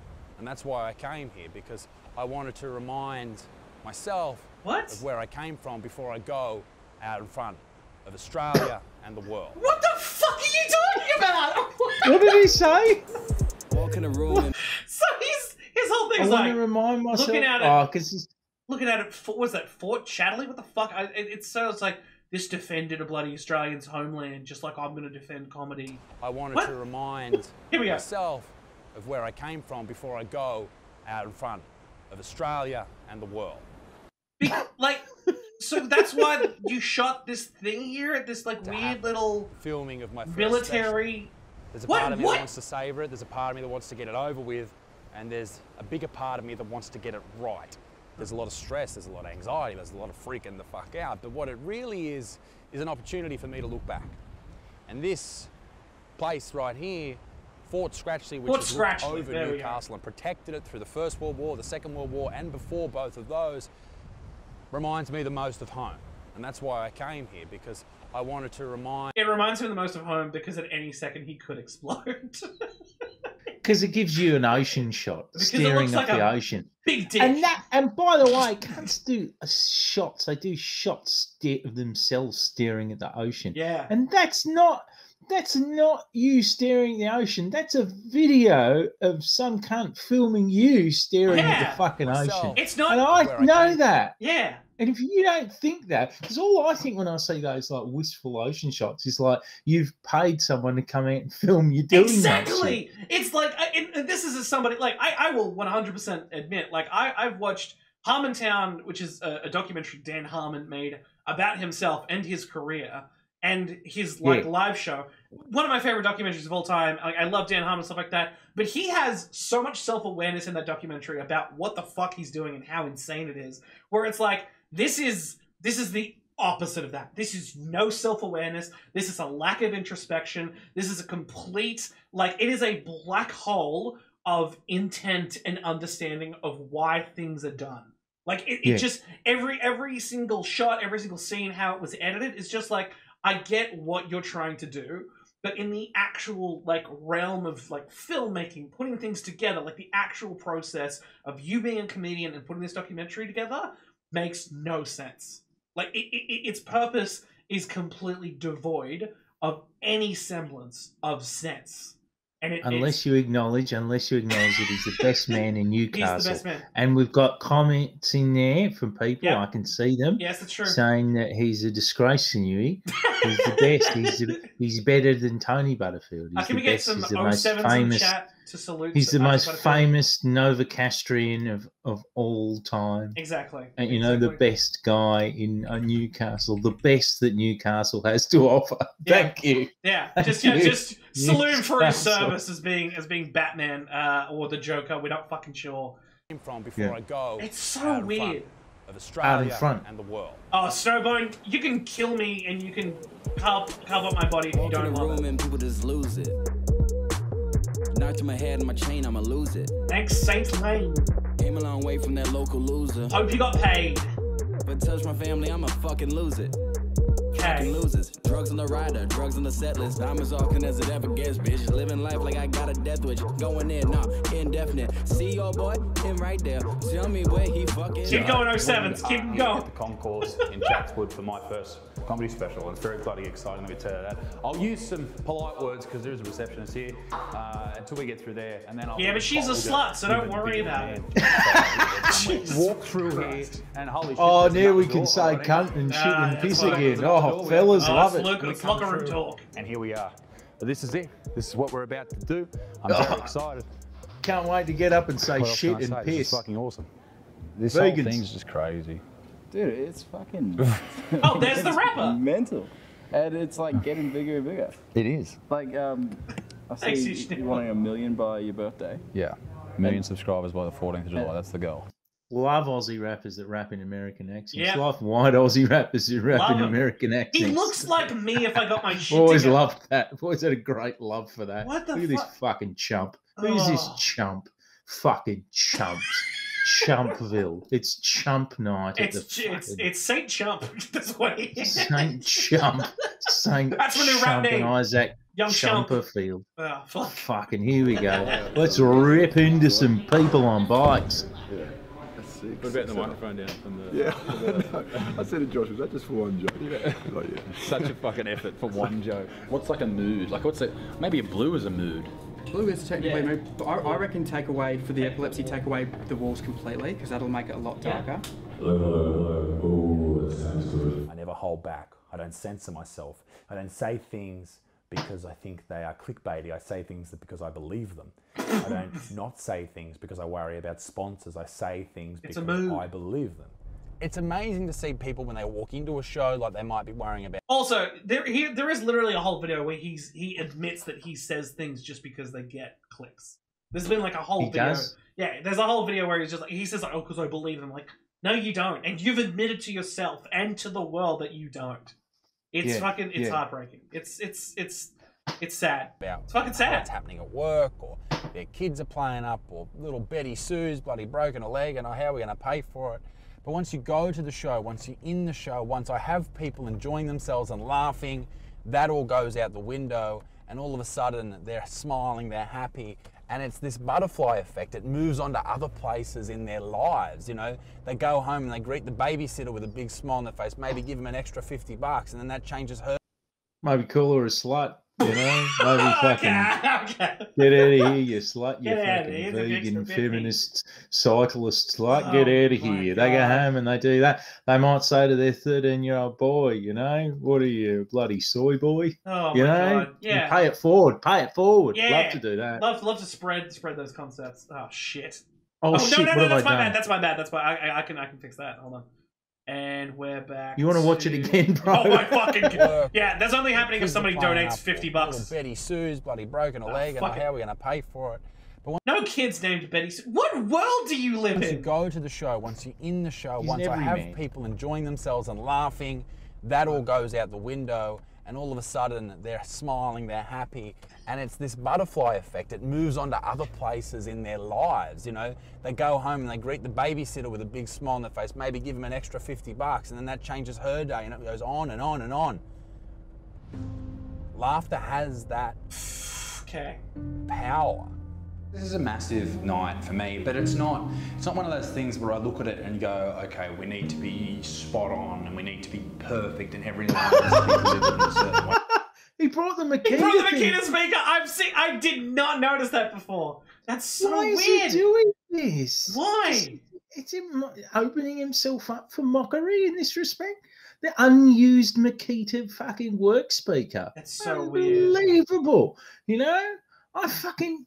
fakest trading. Every show's different, otherwise I get bored. I get nervous before shows, but the main thing I get anxious and nervous about is waiting to go on stage is a lot like waiting to play football or have a boxing match or whatever, you know? The stakes are high. Also, did you see that hashtag fuck Zach in there for a split second? What was that? Well, he likes making up protest movements that are angry at him. Remember? So Like he Oh, likes... that's where I look at it right. and go, okay, we need to be But it's in there for like nervous a before frame. shows, but the That's main so- thing I get anxious and nervous Hang on, wait about before here. is waiting to go on stage is a lot like waiting the to fuck? play football or have a boxing match or whatever, you know? The Is stakes it are some high, little in but joke I'm or something? happy I don't and know. I'm excited, and this is all that I wanted to do. Right through that door in about 20 minutes, 30 minutes time, it's game time. It's good that we're all MMA at the start and being able to be on the journey. So it's a big journey, and it's really enjoyable from my point of view to watch. What do you reckon? It's good to see one of us succeeded? Yeah, that's it. Yeah, I never will, so it's No. never was going to really. Nothing. What a shit thing to say. If you're friends with someone, even as a joke, that's fucked up, man. Amazes me anymore with Isaac. One of the things that good stand-ups can do is connect with every single person in that room, regardless of their upbringing, regardless of what they have at home, what problems they're dealing with, and connect with them and make them laugh. You know, I started off and I made videos for 8 months and no one gave a shit, you know, and now it's moved to this point. It's just amazing watching from literally open mics to coming on tour to open, and then to doing 2 500-seaters in a big theatre. This is some inspirational ad music in the background here. This is so bad. And we're just going to cheer him on from home here. And now you're going to make me cry. I'm just trying to get in the will. That's kind of a funny joke. Stop. Yeah. He's been nice to his mum. He loves his do mum. this because without them, without their support, without the people close to me, from mum and dad and my grandparents, my partner, my dog, everyone, you know, supported me to the point where I was able to do this and it was achievable. G'day, you good motherfuckers. How are ya?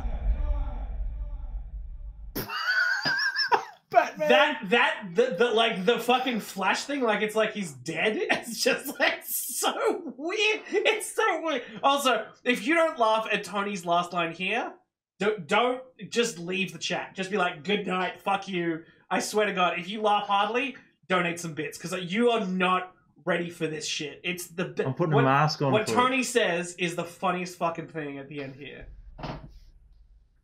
all right, we good? We out? We're good. Yeah. And it's a cat. That's it. Thanks, mate.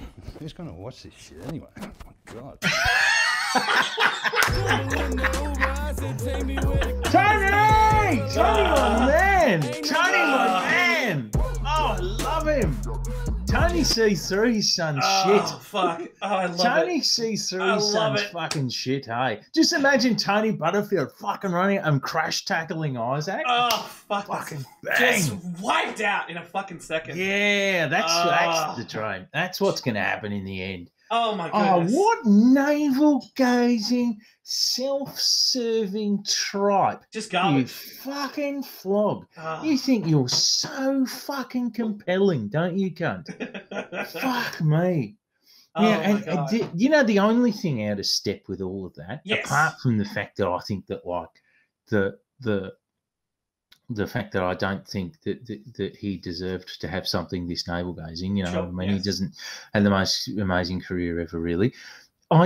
Is the fact that it's so out of step, all of this self-serving shit, Yeah. with him like being a generally nasty cunt Yeah. to groups of people that he's selected because the most average ass Robbo type blokes don't like them. Like, fuck you, man. You aren't a sweet story, you know? You're a fucking shit story. You're a fucking asshole. You're an asshole to people. You pick on cunts, you'll pick on little cunts and tell people, you know, I know women who've been on the receiving end of this cunt shit before. It's been very upsetting for them. So fuck your family, cunt. Fuck your epilepsy. I don't give a fucking shit. I don't feel sorry for this fucking piece of shit. There's nothing to feel sorry for. Lots of cunts get fucking seizures. That doesn't entitle them to fucking be a prick and to cultivate an army of little pricks.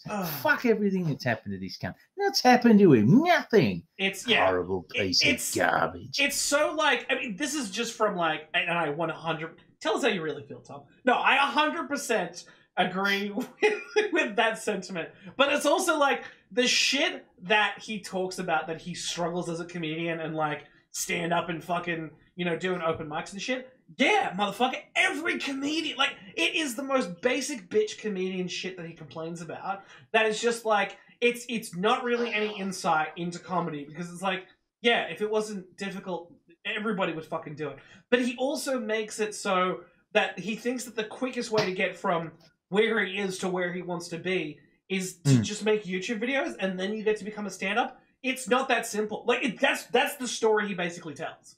Like that, Yeah. that is like that, and it's such a bad message, because there's so many. I think there was like a poll that was taken of like kids aged 13 to 17, like a couple of months ago, and the thing that they want to be the most is a YouTuber or a Twitch streamer, and it's like, you got to remember that this success rate is like 0.0000001%.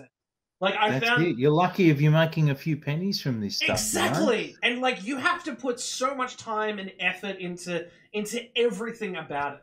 Into the entire, like you have to be at least somewhat original. You have to have some kind of talent. And look, even if that talent is just editing in iMovie, but I don't know what the fuck he was editing on because I use Premiere Pro. But it seems. Yeah, I thought it was Premiere Pro too. Was it not? Or was it Premiere Elements? It looks, whatever it was. It's like it's just. I feel like you've ruined that prop bid, and I'm very sorry. There's just oat milk in it. Maybe I'll just soak it in water or something. Oh yeah, you can just put it in like afterwards. a little bucket thing, and then just like it'll rinse itself. Like put like a eucalyptus and a bit of citrus in there. It's a Dreads wig that we've put a clip with a little peg, by the way. That's very, very. Look at that oat milk running down.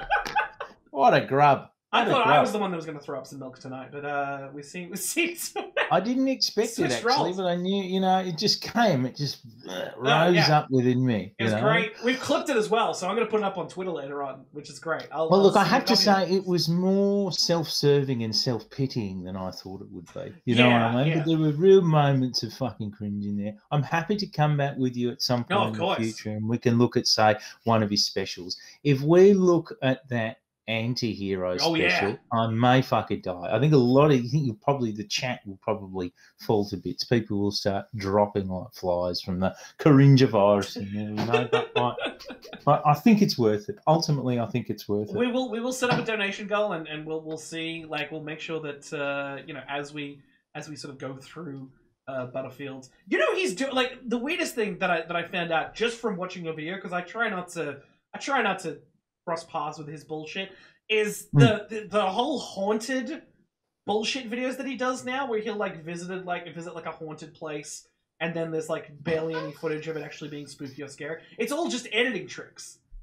It's all just the categories of videos. Yeah, he should start doing unboxing videos. Like if there was any way to, like if he'd get a new Makita stereo and he could do an unboxing video of that. You know what I mean? Like if he could figure out a way to associate in there. It's all just the videos that you can see that get popular. Exactly. I find it so, I don't respect it as a path to success. No. I'd rather, what is it? I really like, there's a rapper called, and this is a very different, this is a real, I talked about him as being as being like a panderer the other day. Yeah. In that video. And he is at heart, and I feel this is a very different thing. Now, there's a rapper called Your Old Droog, he's a sick fucking rapper. He has a line on an album he released in 2017 or 18 called Transportation, in which he says, "I'd rather be a dope failure than a whack success." And I think about that with respect to someone like Isaac Butterfield, and you might be able, to say, well, you would say that, Tom, because you're not, because not many people look at you, and that's fine. I understand that, but I also say that as someone who would never, even if it would to make me 10 times the amount of money that it makes him, would never, and indeed couldn't ever go down the path of someone like Isaac Butterfield was. I'd make myself sick. I'd get very depressed.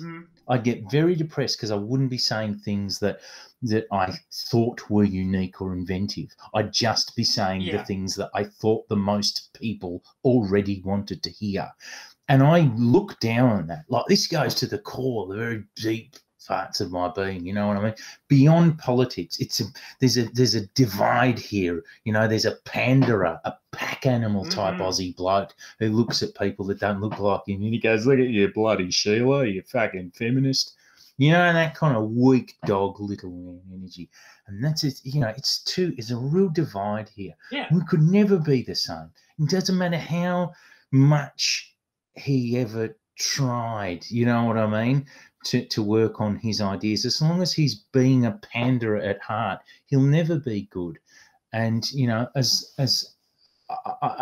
just he's my enemy. He's the enemy of every right-minded person in this channel, and you should regard him as a representative of your enemies in that respect. See, there's a million little shit cunts like Isaac Butterfield that you could rip into for all the same reasons as him. You don't have to. You just rip into him because he's a great representative for them. Bingo. He's an archetype of an Aussie shit cunt, you know, and he deserves to be ripped on. It's just like there's so much about him and his material and how he exists is that he's like this shitty mashup of everything that makes Australian comedians awful. Like it is this. I think so. It's purely image. It's purely ego. It's the same things over and over again. Like I can't remember who it was, but somebody put up on Twitter like 2 months ago, like just a range of like stand-up comedians. Oh my god, that's something we should fucking do.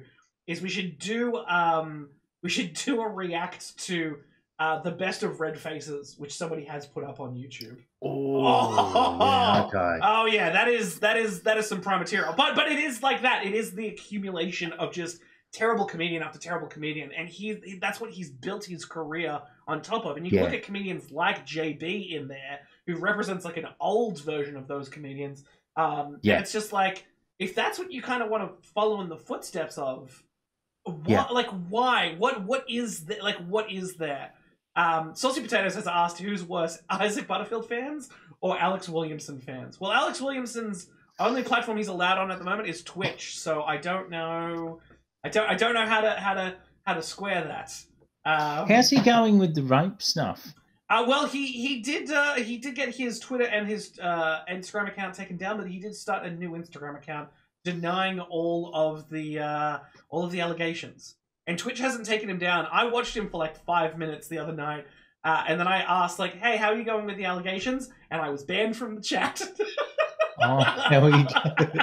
There's lots of big online content creators and underage sex and the like. It's a very it's a circle of a Venn diagram. Yeah, isn't it's it, almost like I don't know. It seems having like having that power and grooming people, you know, who are younger than you. It's almost incredibly easy because of the demographic and also the power that you hold.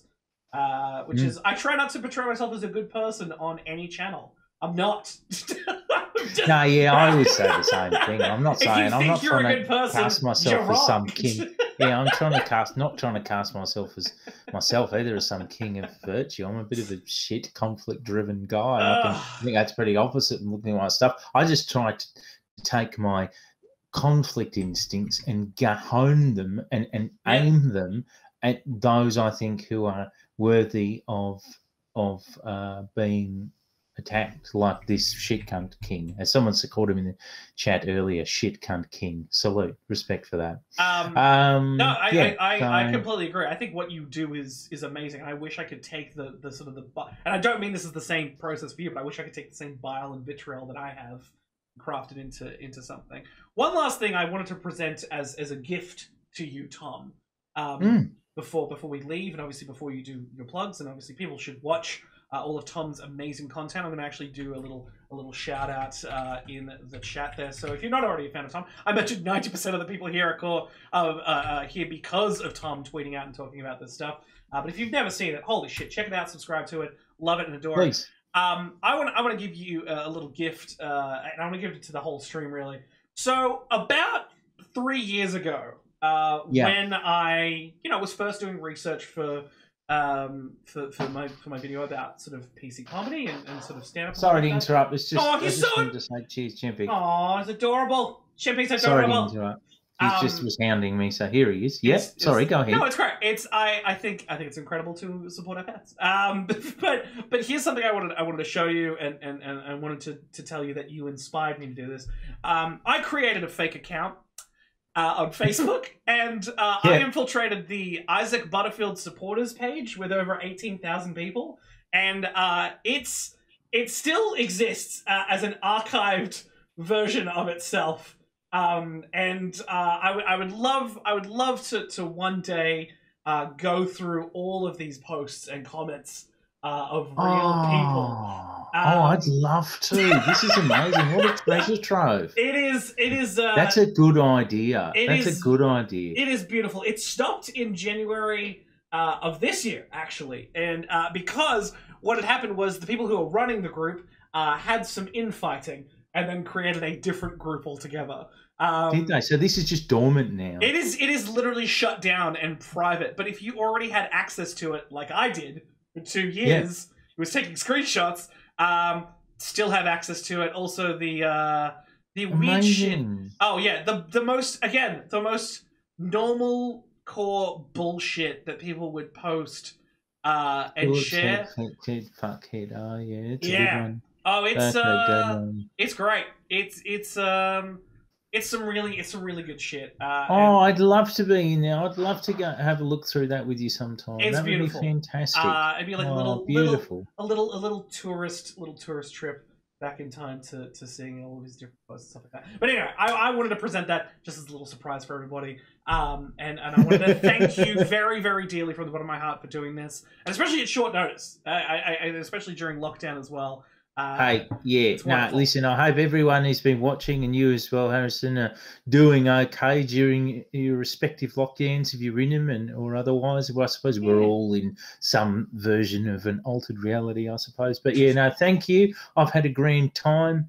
Thank you to everyone who logged in, whether you follow me, follow Harrison, follow both of us, or what have you. And yeah, go follow my stuff. I'm on just type my name into any social media platform, I guess, you know. I've got the fucking YouTube. YouTube is where I mostly am these days. Facebook has just shadow banned me to an extent where there's no point for it. You know, no one sees them. You have to type my name in and look at my page to get it. You don't get it otherwise. So I just can't really be bothered with Facebook, frankly. That's fair. So I just post occasionally and no one sees it. So what's the fucking point? Twitter, Instagram, and YouTube, and I have a little Patreon, but you know, all the above. Yeah, no, actually, that's a really good point. Is your Patreon is wonderful. There's so much stuff that you put up on there. Just in general, and it's obviously it helps make a lot of the content that you make.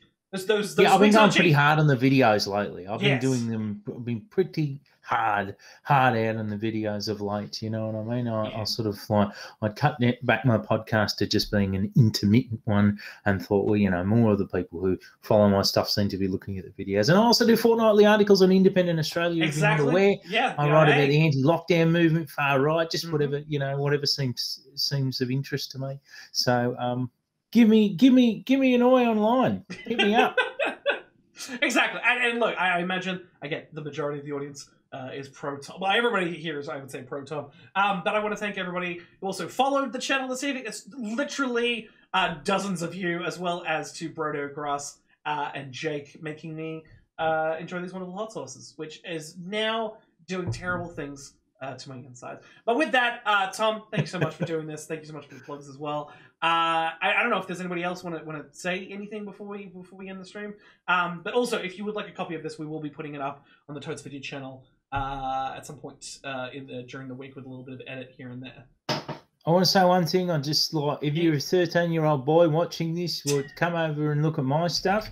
You know, ultimately, this is part of a broader project of like making me be appealing to the same demographic as Isaac Butterfield, but you know, improving them all in the process to the point where they're not shit cunts. You know what I mean? I am, every time I do a video on Isaac Butterfield, I'm told that I'm just doing it because I'm jealous of how popular he is. And so whilst that doesn't ring true to me, I think to myself, well, just, you know, you might as well start aggressively chasing the audience of prepubescent, you know, teenage boys if they're going to give you money. So, you know, if you want to follow myself, I'm certainly not going to make videos about cyclists. I'm just going to keep doing it about whatever fucking niche topic I want to do. But, you know, if they all want to help buff my YouTube numbers, then what an honour that would be. So, you know, if you're a 13-year-old boy, go and check out my videos on subjects you probably don't care about. I would also highly suggest that you eventually should start a TikTok account. There's a lot of leftist TikToks, and they're quite good. That's just a suggestion. I'll think about it. I feel to myself, whenever videos from TikTok filter through to other platforms, I get really annoyed at them. So I always think to myself, that's a good point. Yeah, but then again, that's like, it's a little bit like getting annoyed at the length of YouTube videos when you don't look at YouTube videos. Exactly. You get into it once you understand it. I mean, TikTok now has like 3-minute videos as well. So anyway, the point is that more people should watch Tom. I want to thank you so much for being here. We're going to raid the incredible comedian, writer, and wonderful LGBTQIA activist Jordan Rasco. She's currently Hell playing yeah. Sea of Thieves. She's being an incredible pirate. Go give her some love as we go and rate on that. And Tom and I are just going to awkwardly wave for about 30 seconds. That's just what Thanks we do so much now. for having me. We're going to wait 30 both our seconds hands. of waving. That's We just love great. it. 3 seconds in. Tell Jordan that the pirate life is for her. We appreciate it. We will be back. Obviously, I will update people in the Discord, as well as this full 2-hour video will be on the Totes video stream. Thank you so much for the applause. Thank you so much for the bits. Get your beads out. We're doing great, Get your everybody. beads out. It's just Hell wonderful. yeah. We love being comedy. love it. Don't tell Jordan that we don't love being comedy. But do Don't say say that. we love the pirate life for her. Good night, everybody. And we're clear. All right, that's great.